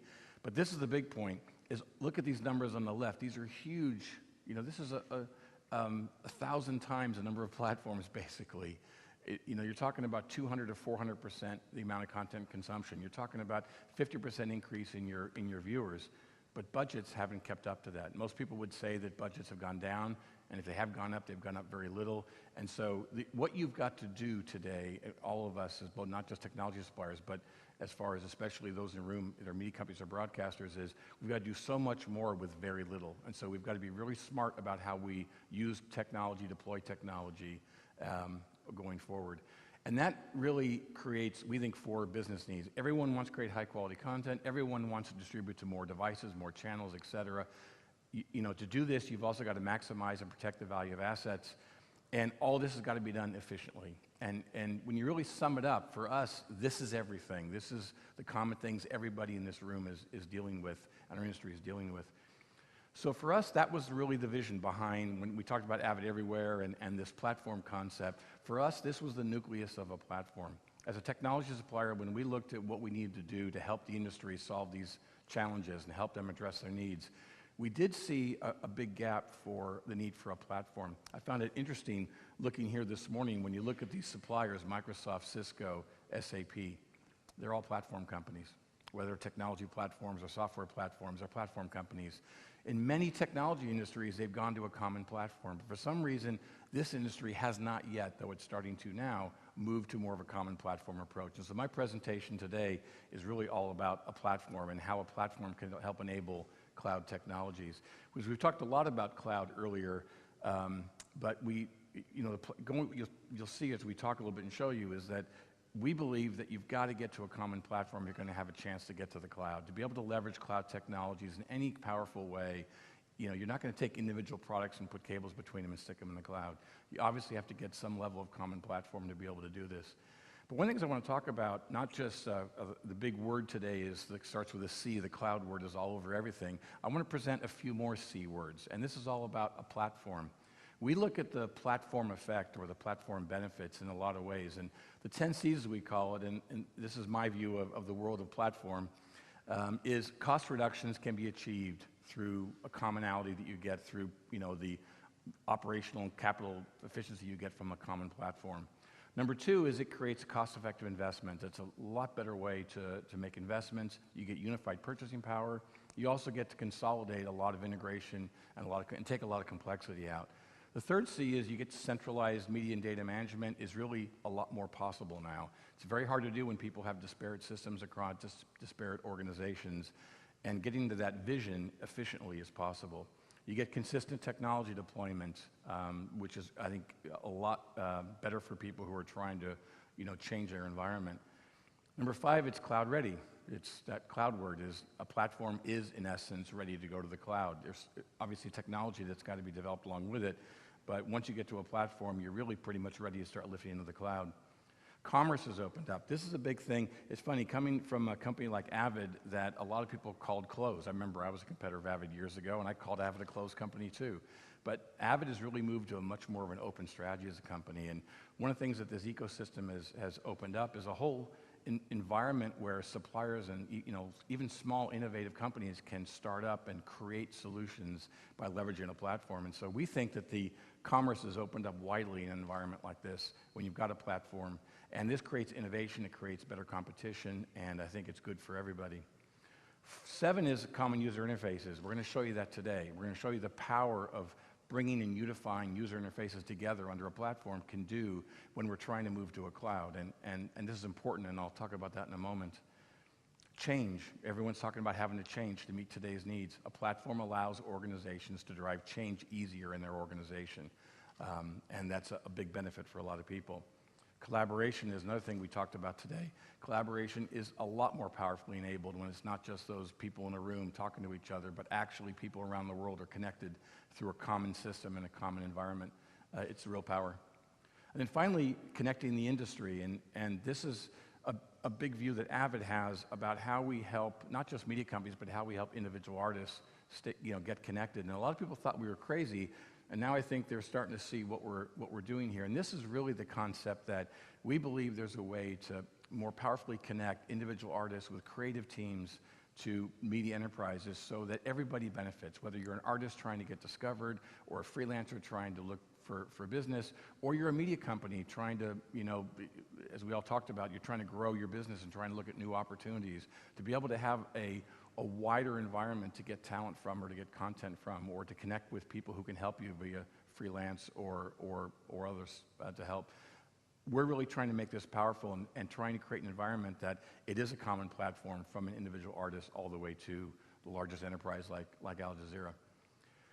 And so what we set out to do was to take, Avid, like the industry, had a lot of siloed products, a lot of siloed technology. And as we looked ahead a few years ago, and back then we all knew cloud was coming. We knew that we had to get ready for where the industry was going. We knew we had, as a company, had to bring together assets to create a common platform. So what we did was create these common services and engines and laid them all into a common platform. And I won't give you a platform speech here, but I'm just doing a setup. And that is what we call the Media Central platform, which is an infrastructure layer that you see here on the screen. And this, 3 years ago, or a couple years ago, was all built on a traditional on-prem environment, as you see here, where you've got local storage, local servers, and local technology, and, of course, your network. On top of this, we're laying client applications, which are nothing more than heavyweight software clients, but also the ability to create a unified experience for users, which I'll talk about in a moment. And then there's integrated solutions. We keep talking about that hardware is going to continue to decline as a tool for our industry, and that is true, but there's still a lot of solutions around graphics, around ingest, playout, et cetera, where people still need a bit of hardware. And so integrated solutions for us are things that are hardware-software combinations, but are integrated to the platform so they get platform benefits.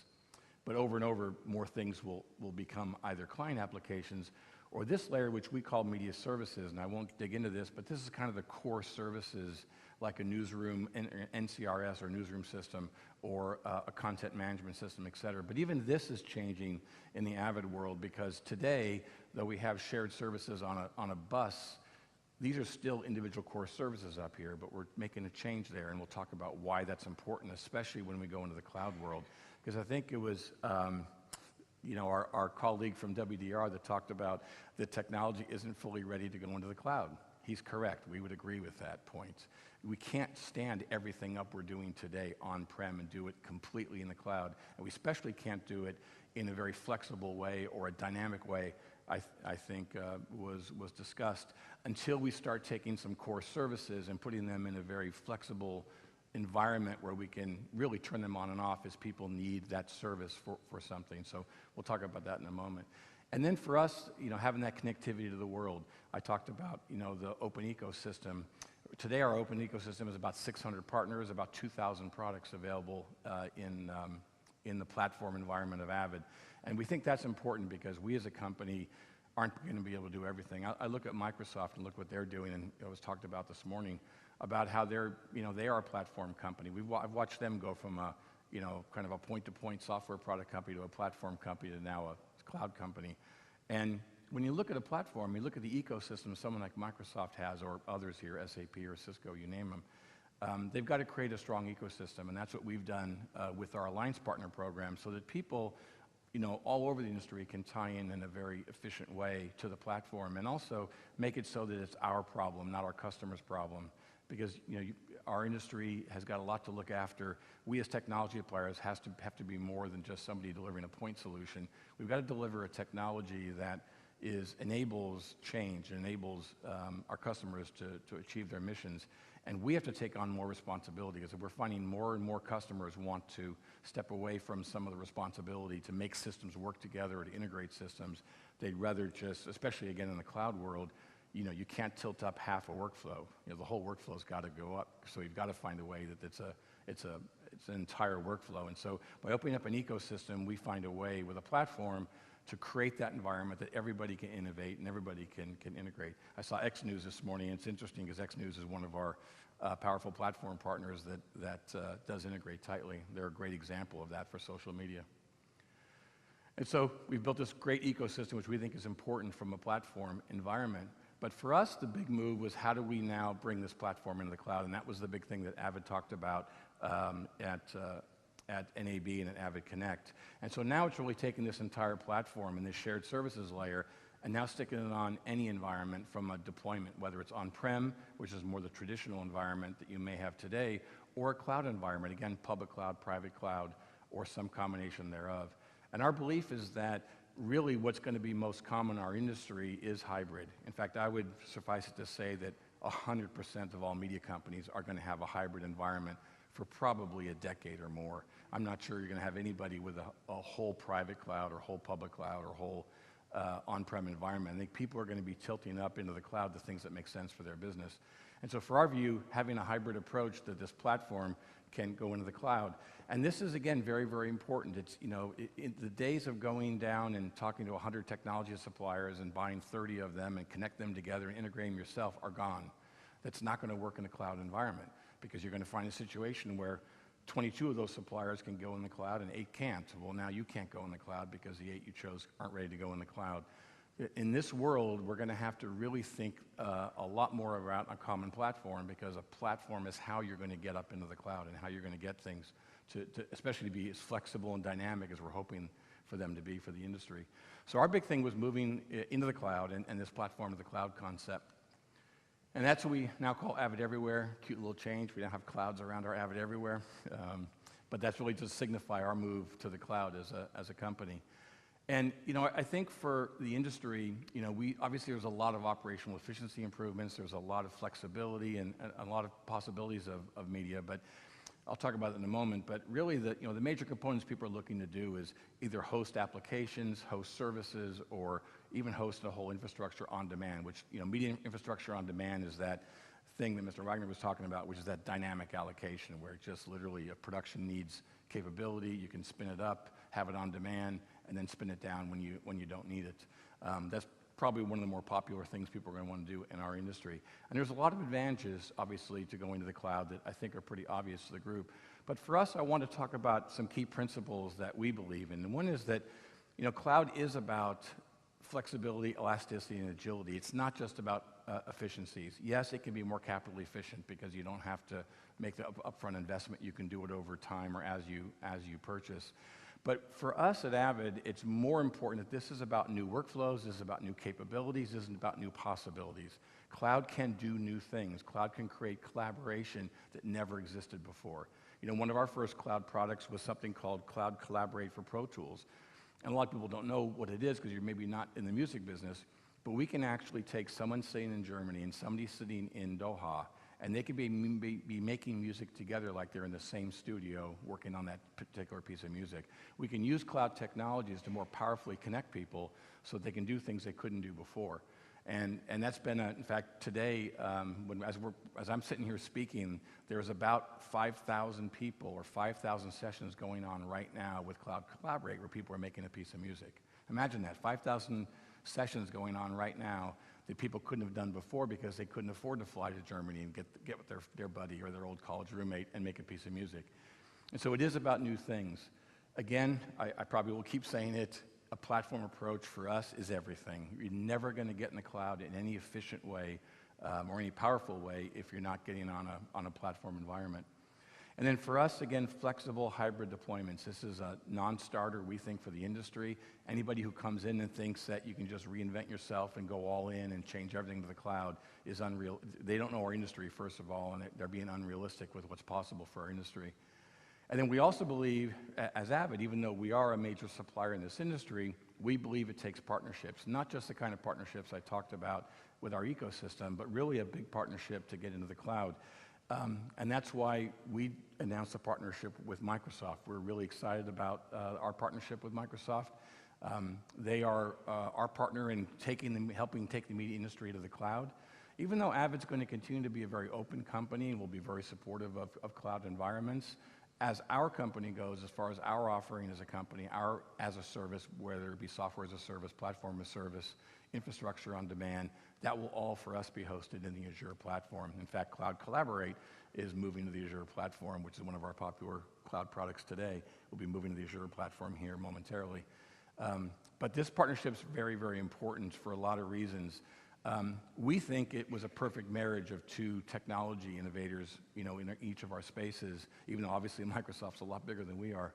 But bringing the two of us together, we think it was a perfect marriage. And for us, what I wanted to share with you is we ran a pretty exhaustive process, and these are all great companies that are in the cloud space, all terrific companies. But for us, we were looking at specifically what we think the important principles of media were.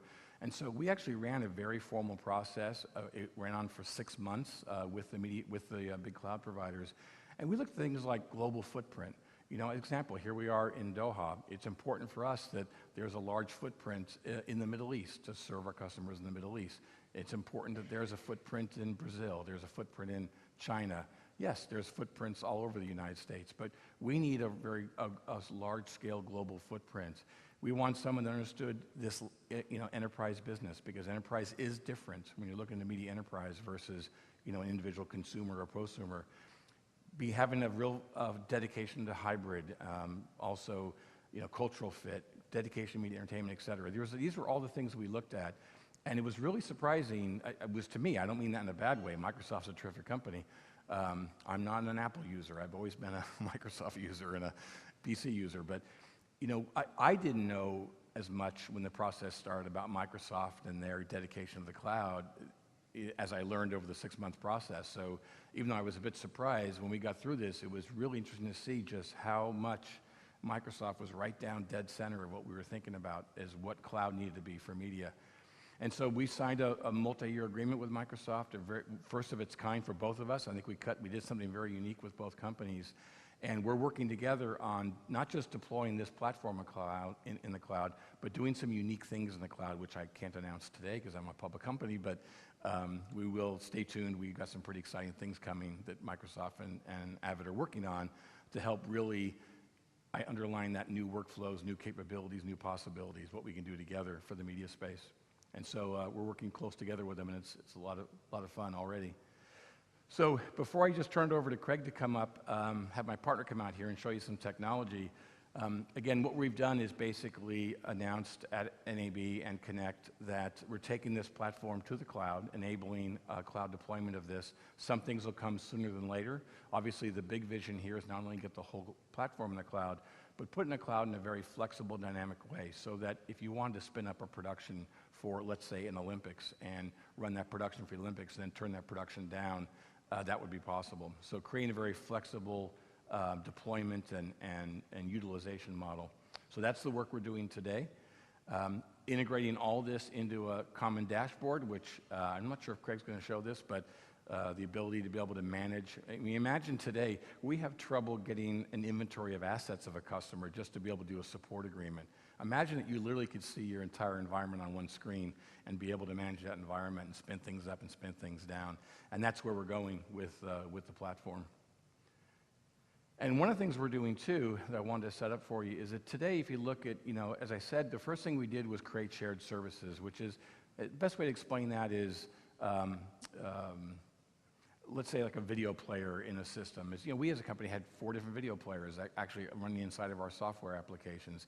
It's putting very common things like that, so everybody's using a very common service. But now what we're doing is moving to an environment where you have like MAM and production content management or asset management, or a newsroom system, or more heavyweight platform services. These are all running still as core applications in the platform. What we're doing now is really one of the goals here is to bring more power to the user interface. But to do that, you've got to have more power behind the scenes in the platform. So one of the things that we are doing is taking these heavyweight core services or core applications, and we're merging them into a single application stack in the platform so that we can deploy these things. And this is necessary to be able to get to a model where you want to, as an example, elastically deploy an environment. Again, you can't orchestrate 20 different separate applications. You've got to be able to orchestrate a single engine. So we're bringing this all together, and this is the first exhibit of this is the Avid Media Central Cloud UX. And so this is an environment where what we're doing is, there's a lot of philosophies in the world about databases, and one of the things I hear from companies is, no, we need to have a single database for our entire operation. That's unrealistic. It'll never happen. And if people think a single database is going to meet all your needs, they're crazy. It's not, because different types of workflows and applications require databases. What we have to do is do intelligent federation so that to the user or to the environment, it looks like a single database. And it's not like looking into different databases to find things. And so what we're doing is doing this database federation, where the different applications, including our third-party partners, can design their database in a way that best optimizes that environment or that application. But what we do is federate them in a way that is very, very simplistic so that the applications and user interfaces can get to them. And Craig's going to give you a demonstration of what that looks like. We're also, as I said, bringing all these services into a core services environment and then a new graphical user interface. And the reason why we think this is important is because if you're truly going to go to the cloud, it is more than just VMs and CPUs and storage online. It's also about the actual user experience. If the users don't have the power that they need to do their job in a cloud environment, they're going to reject a cloud environment because they're going to want to go back to that heavyweight client that was sitting on their PC because it did more. And so one of the things that we had to do as a company is look at what is that power? What are the things that people need to be able to do with a true cloud connection? Meaning, I have no application on my computer. I literally can dial up with my password, and I get the power of X, Y, and Z to do my job. And so Cloud UX is a new development for Avid, which is a much more powerful user experience that really will start putting the kind of power users need in their hands, even if they're dialed into a cloud environment to do their work. And so this is something that we're pretty excited about. We just showed it at NAB and Connect. We're going to actually give you a hands-on or a demonstration here, and actually you're going to see things here today that we didn't do at NAB. That's how fast platform innovation happens. You're actually going to see this UX go into an AI environment in Microsoft and actually do work live. We actually have a connection here on stage. And so it's powerful what this can do. And again, this is just literally 2 weeks later, how fast this is moving from what's possible in these UXs. And then for us, what's a principle is if we're going to go into this world, it's also flexibility, whether it's flexibility of deployment, like I talked about, between on-prem, hybrid, or a public-private cloud, and also licensing, whether you want to be an enterprise license environment or a subscription or perpetual. Having the right flexibility is important. And for people, it's important, some people want OpEx, some people want CapEx. One of the most important things for us as a principle that we've got to create a technology environment, but also a business environment that people can meet their needs in this changing environment. And so that's a real core aspect of what we're doing today as a company. And then we're here at Al Jazeera, so I wanted to just, before I turn this over to Craig, just share, obviously, one of the big workflows. There's a lot of workflows that are enabled by cloud, but we're here at Al Jazeera, which, as was talked about, we're doing some great things together with Microsoft and Al Jazeera in the newsroom. But obviously, the power of what a cloud-based newsroom can give to a news organization is, there's a lot of benefits to a lot of productions. I talked about the Olympics. Imagine being able to turn up production for the Olympics and turn it back down when it was over. But when you look at news has got a real rich area or rich opportunity for how cloud can really change the game in news and the global news environment. And so looking at, the common things we can do in the cloud, how that can enable news organizations, whether in the studio or in the field, it's pretty powerful. And that's why the announcement between Al Jazeera, Mohammed, and Lewis was made just recently about our basically working together with Microsoft to create the first global newsroom in the cloud. And that work has already begun. We're pretty excited about it, and some pretty exciting things are possible there. And I wanted to share with you some of the tests we've been doing with Microsoft and some of the new tools that are coming. If I want to bring Craig Wilson out. So Craig, you want to come out? And Craig is going to log on here real quick, I think, and show us some cloud stuff. Yep, so good afternoon, everybody. Thank you very much. Jeff, there's 2 or 3 things that we really wanted to show to you today. As Jeff has mentioned, we've done a number of tests over the last few months, and what we're looking at here is what's called Media Central UX. This is a browser-based client that we have, and you might think, well, so what? Well, what I'm actually connecting to here is a system that is actually in a Microsoft Azure data center in San Antonio in Texas, but I can access the system, I can play back video, I can create stories, I can publish to the cloud, I can do all of that through a browser while I'm here in Doha. Okay, so the physical location of where you are becomes less relevant because I can access everything that's in the cloud in itself. So for example, here I have my newsroom system, I have our Maestro graphics system, I have my asset management system, I have our MAM layer. Everything connected through a browser interface. But not just that, I mean, Avid, when you think of Avid, you obviously think of Media Composer. So here is Media Composer that we have, and again, I can come in here, and if we have some audio, I can play back the screen here as well. This Media Composer is running on a virtual machine in the Microsoft Azure data center in San Antonio in Texas. Our storage for this is in a co-located data center that's in Dallas, 300 miles away. But here I am in Doha with a full Media Composer with high-resolution content, able to edit and collaborate. So again, the physical location of where we are becomes irrelevant. But it's not just about the technology that we have as of today. Jeff mentioned at NAB and at the Avid Connect event, we previewed what's called Media Central Cloud UX, which is what we have here. I'll just log into to this. And this is our next generation platform. And what this is going to offer us not just is access through a browser-based client, but it's also going to allow us to take advantage of some of our partnership with Microsoft. Okay, so which was only announced a few weeks ago, but what we've already done is some integration with this web interface to integrate with some of the Azure services which are available through the cloud as well.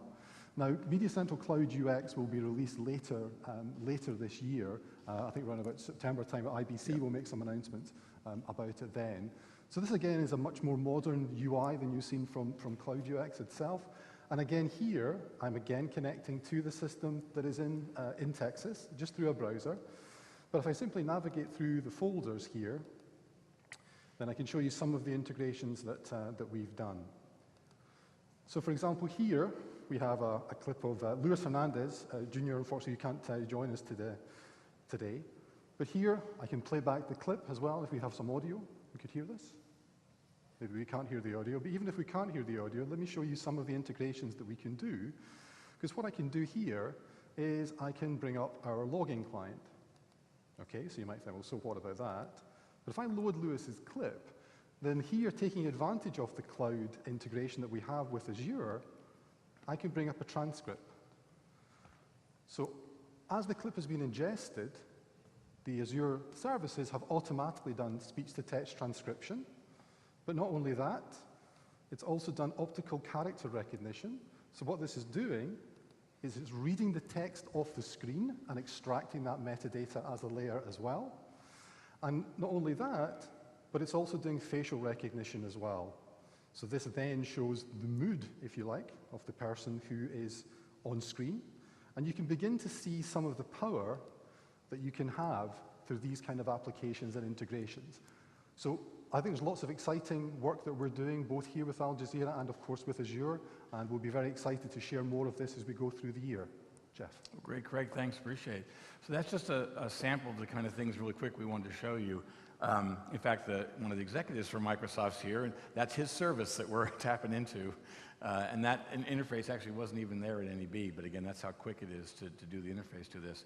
We really think there's a lot of power in cloud technology, but again, I'd repeat a few principal things. We think that to take broadcasts, it's a journey. It's not a destination. This is something that's going to take time. I think I heard that a lot this morning from the different speeches. It will be a journey. We think it's a journey that starts with getting on a platform because that's really the most efficient way to get into the cloud environment. But besides all of those efficiencies and flexibilities and elasticity and everything the cloud brings you, one of the things that we really are most focused on, we want to deliver those things, of course, first, but really delivering on the power of the cloud. There are things we can do in the cloud that are very quick, very efficient. You can see here, this is just because our R&D system, our tech system is in Texas. Here we are in Doha talking to a system in Texas and doing it pretty quickly. And this is with what, Greg, 200 milliseconds or so of latency. Imagine if that was a data center sitting closer to home here and what's possible. So it really is quite powerful what can be done in the cloud. And I think there's an exciting time because I think, there's a lot of debate about how people are going to consume content and how they're going to view content. But I think the real power here is things we can do with this kind of technologies that could never be done on-prem. There's no way somebody could build an artificial intelligence platform or the AMS platform could not be built on-prem. It's not possible. The ability to leverage cloud is going to open up things that are very, very powerful. So I think it's not just about that efficiency. So I want to thank you for taking time. I see the guy off stage is telling me to end, and Del's walking around the stage. So I'll turn it back to our host here, and thank you very much for the opportunity. Thanks. Thank you. Thank you very much. Thank you. Thanks a lot. Thank you very much. Now with our next speaker, Mr. Delbert Parks, he will speak about the digital. No, he is the digital reinvention and contribution and distribution at Sinclair Media.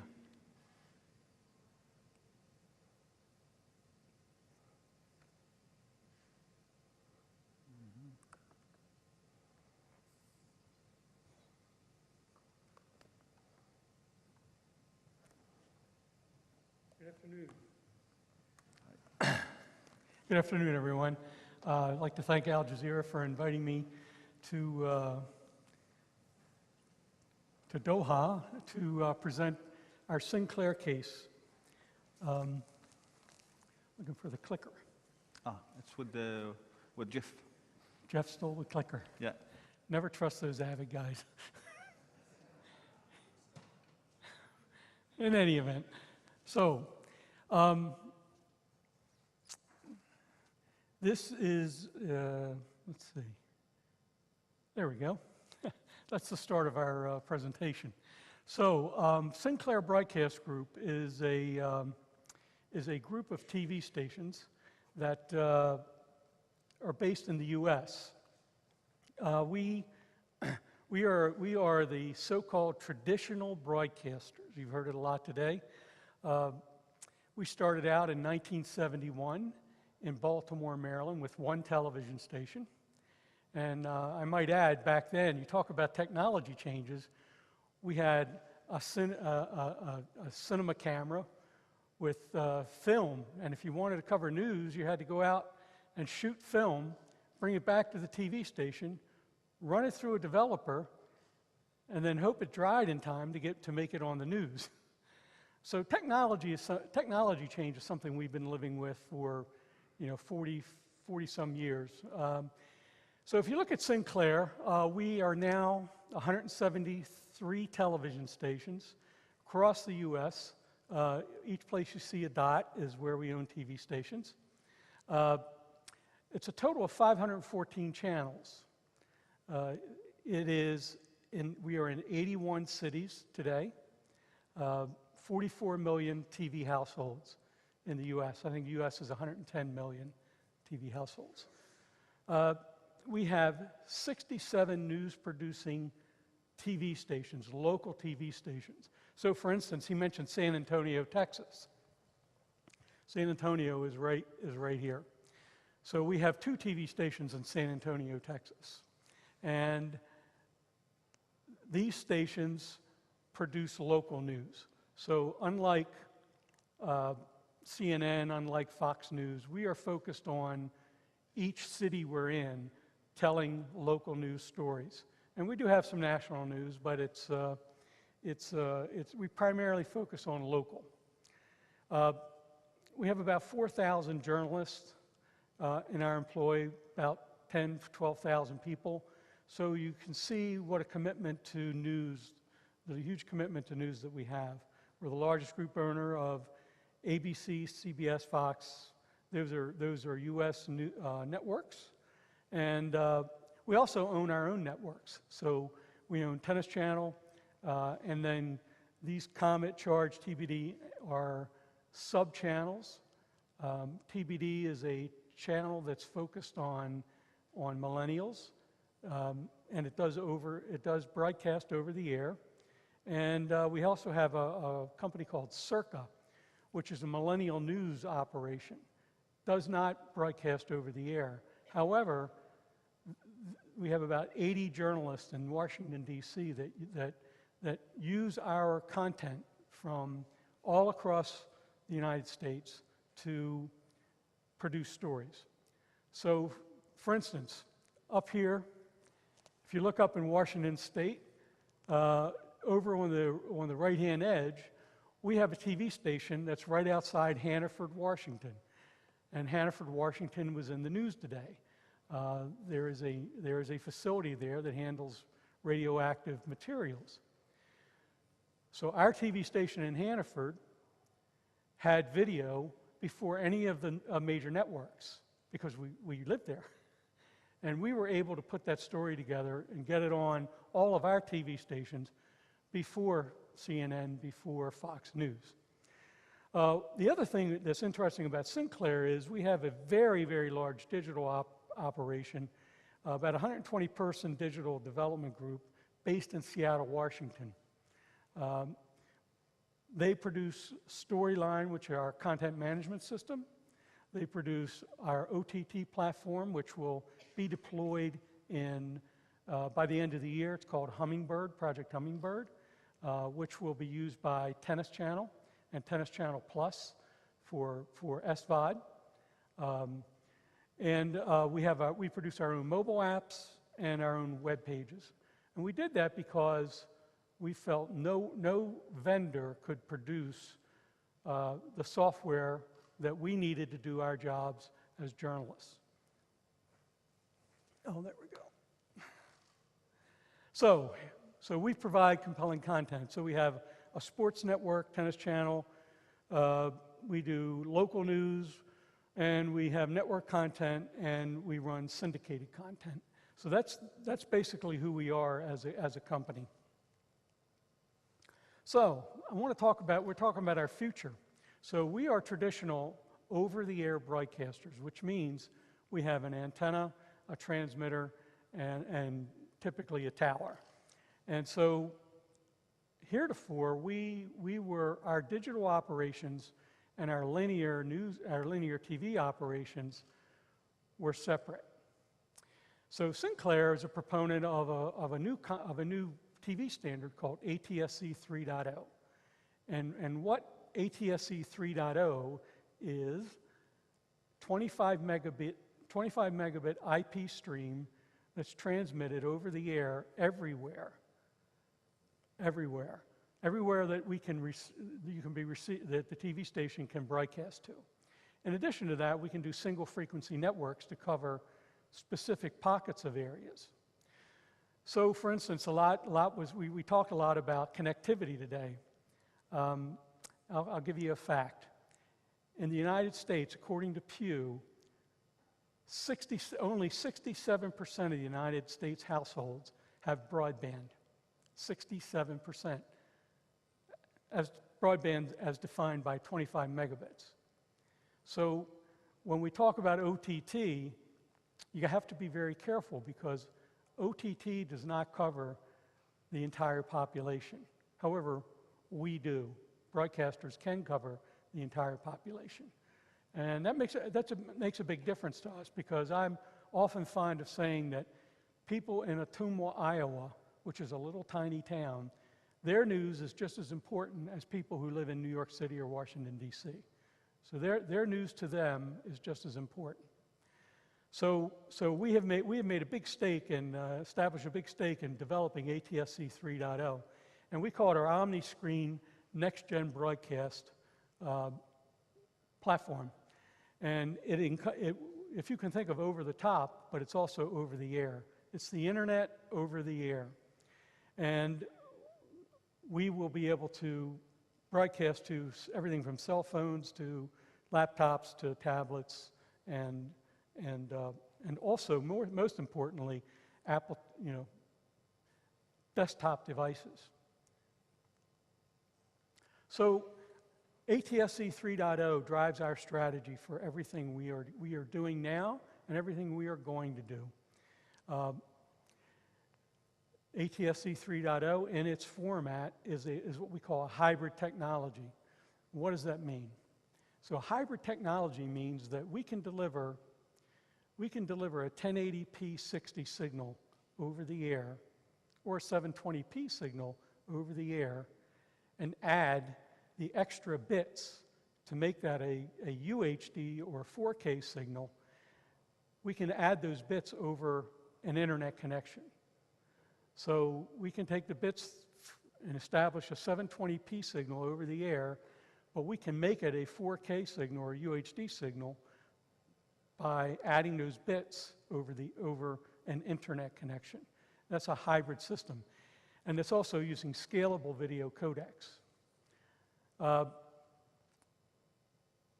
We think it's a very efficient distribution model, and everybody I talk to, they say, well, it's either a digital distribution system using cell phones, or it's a digital distribution system using over the air. And I always remind people it's not an OR gate, it's an AND gate. It's AND. It's not OR, it's AND. So we can deliver bits, and I'll give you an example. Last year we had Akamai in our suite at the Wynn, our demo suite, and Akamai was very interested in our technology because they have the contract for delivering iOS upgrades. When Apple issues an iOS upgrade and everyone hits the button and upgrades, it basically melts the internet. However, we can deliver that content, we can deliver those bits over the air in a carousel that will not melt the internet or drive your data plan up or down. So it's really more of a complementary technology to cell phone, the current wireless cell phone technology. It's based on dash route. It's very LTE-like. So it really is friendly in terms of its IP delivery methods. And we can deliver television, but we can also deliver data over the air. The way with a new system that will merge the capabilities of over-the-air broadcasting with the internet.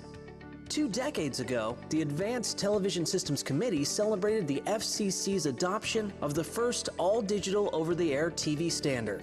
It offered pristine, high-definition video delivered in the same 6 megahertz channel once needed for black and white, and then color TV. Now broadcasters are evolving to meet the needs of today's viewers and advertisers. This next-generation broadcast platform merges the best capabilities of over-the-air and broadband viewing.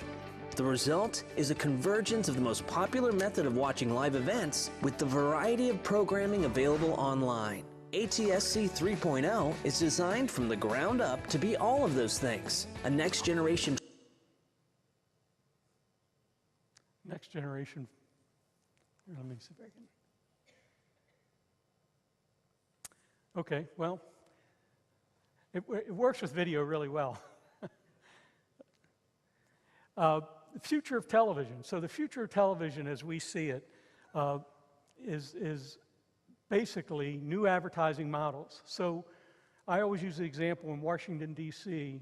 North of Washington, D.C. is a little town called Frederick, Maryland. It's up in the foothills of the Appalachians. South of Washington, D.C. is another little town called Fredericksburg, Virginia. They're both in the Washington DMA. However, in Frederick, Maryland, it can and does snow a couple of feet. In Fredericksburg, Virginia, you could have an inch of rain at the same time from the same storm. So as a TV station, what do you cover? Do you cover the 2 feet of snow in Frederick, or do you cover the flooding in Fredericksburg? ATSC 3.0 will allow us to do both. We have now partnered with Imagine in a sandbox exercise where we are running as a test this new generation of video delivery system in the cloud. So it's in the cloud. As of July 1st, we're going to start a kids block aimed at young people that will run in a linear fashion on our TV station. That will run from the Azure cloud, Microsoft cloud. And it will be delivered via IP delivery, so there's no satellite involved at all. And the beauty of that is that we can deliver that to IP addresses. So we can have a West Coast delivery, we can have an East Coast delivery, we can have a Central Time Zone delivery, and we don't have to book different space segments on the satellite. So it becomes very inexpensive for us to roll out these services. And that will start July 1st. The other very important piece of the new advertising models, TV everywhere, multi-screen addressable, is where are the business systems to support that? If you're going to be in the data delivery business, do we have a data delivery model that someone like Apple can contract with us to deliver bits? And then we can run those bits, make sure those bits ran, and then bill Apple for them. So it's a new concept for us to be able to build not just the TV delivery, not just the video and audio delivery or the data delivery, but the whole back-end system that supports that. And you think about big data and targeted advertising. As we get into targeted advertising, how will that data get applied to the customers? If you have 300,000, 400,000 million people watching your television station, how will you direct that targeted advertising to each of those customers or to each of those groups? It's very complicated. And I would tell you that you cannot do it unless you operate in the cloud. It's just impossible. So the cloud is a very important part of our future. So, we talk about creation. Our industry is moving to an IP-based systems for both production and for play out. It's very important for us to move in that direction. We're not there yet, but we are starting the journey. The other thing was interesting is Mohammed and I met, I guess, at the Avid Connect, and the more we spoke, the more similarities I think we have in our two organizations, where we operate a centralized network, but yet we rely on our reporters in the field, and we rely on our bureaus, which are really our television stations, to provide us content. So it's really more similar than it is anything else. So our motto is connecting people with content everywhere, and I think I saw a version of that earlier, which is very interesting. We produce 2,800 hours of news a week. 2,800 hours of news a week. And I used the Hannaford example earlier, but there are tons of those examples, and tons of examples of our digital operations using our news footage to go viral. We have to be connected, and as Jeff explained, the only way to be connected is to be connected in the cloud. The other important thing I want to mention here is enhanced public services using the targeting capability. So the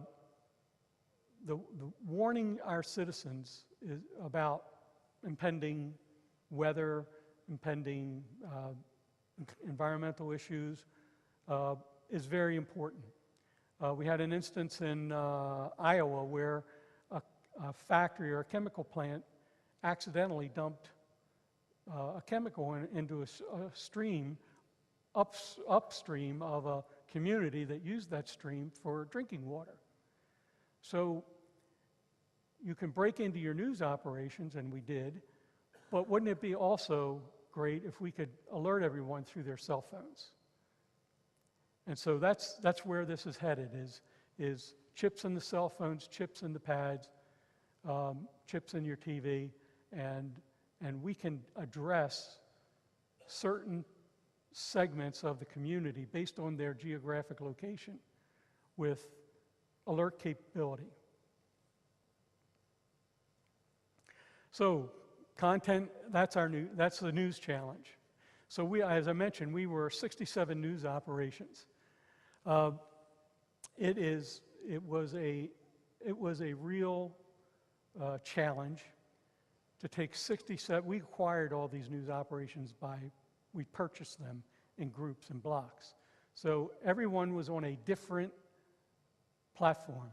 So if you could imagine having 10 or 12 or 13 different platforms, and even where you had the same Avid platform, having different versions of Avid.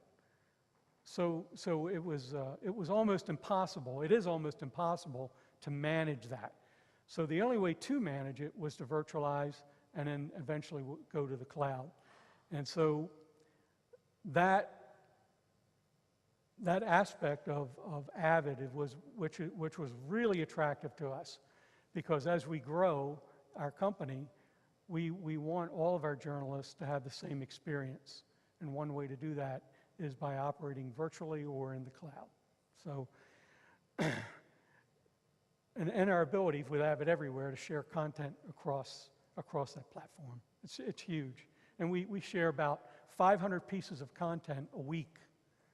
So that's 500 pieces of content that are generated by our news operations that get shared across our platforms every week. So part of our deal with Avid was a long-term, multi-year deal with Avid. And everyone, I kind of joked about this. Everyone said, well, why would you ever sign a 10-year deal with a vendor?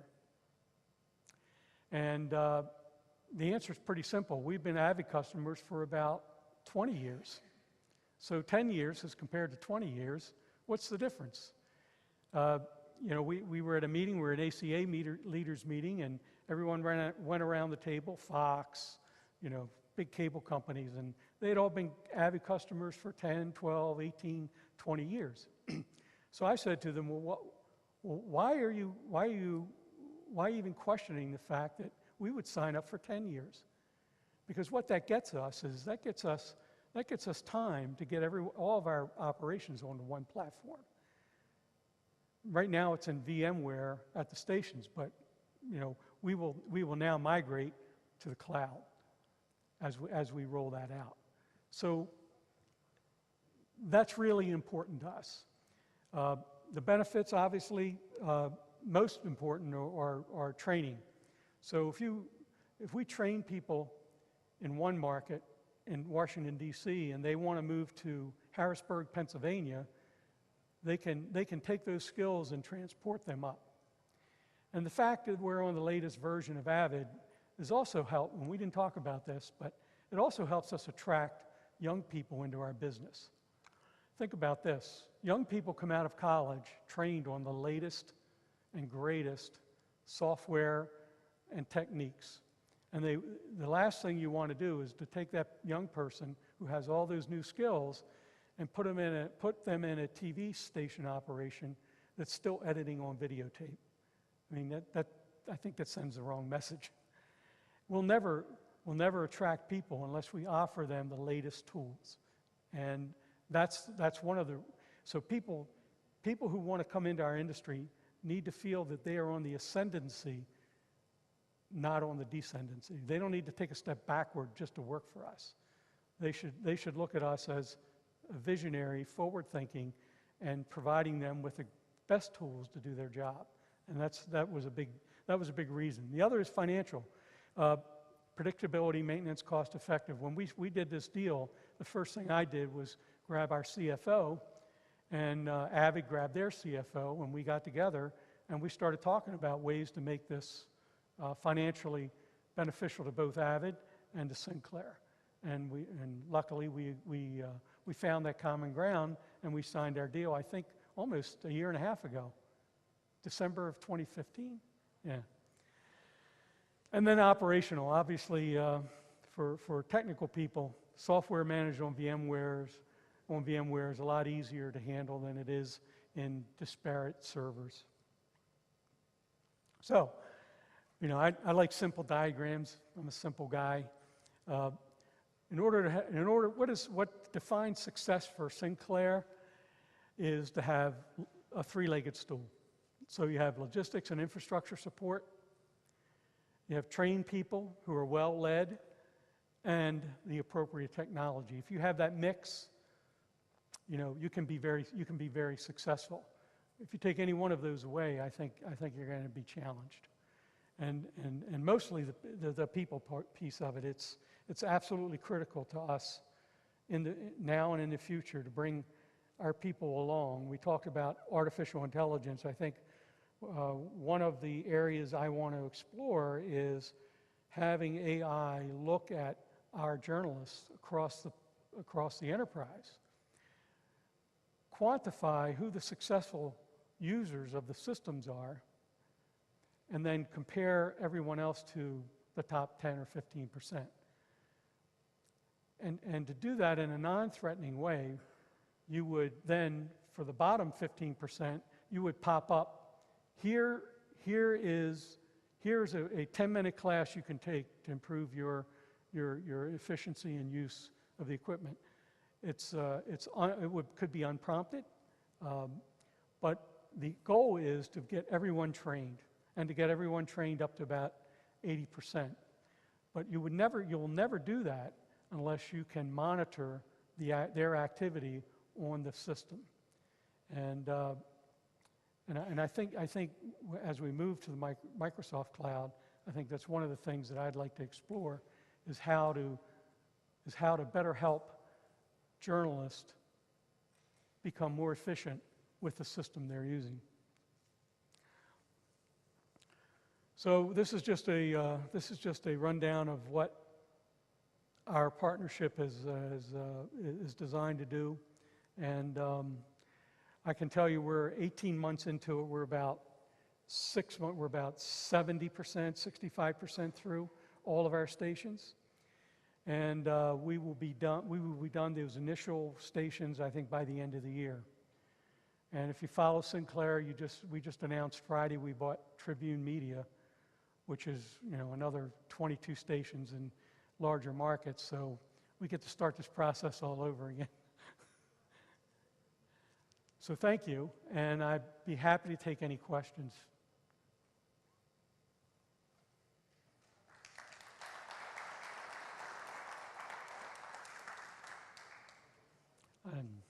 Any questions for me? No? Very good.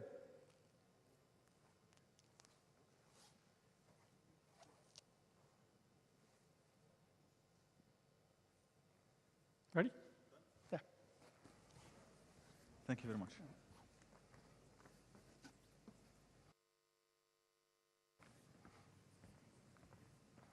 Thank you very much. Now we will have to remind you that we have the gala dinner at 7:30, and we will be moving shortly by the buses to Al Jazeera headquarters, where you will be visiting Al Jazeera Media Network. Thank you very much, and I would like to remind you again that 7:30 will have to be here at the same venue for the gala dinner. Thanks a lot for today.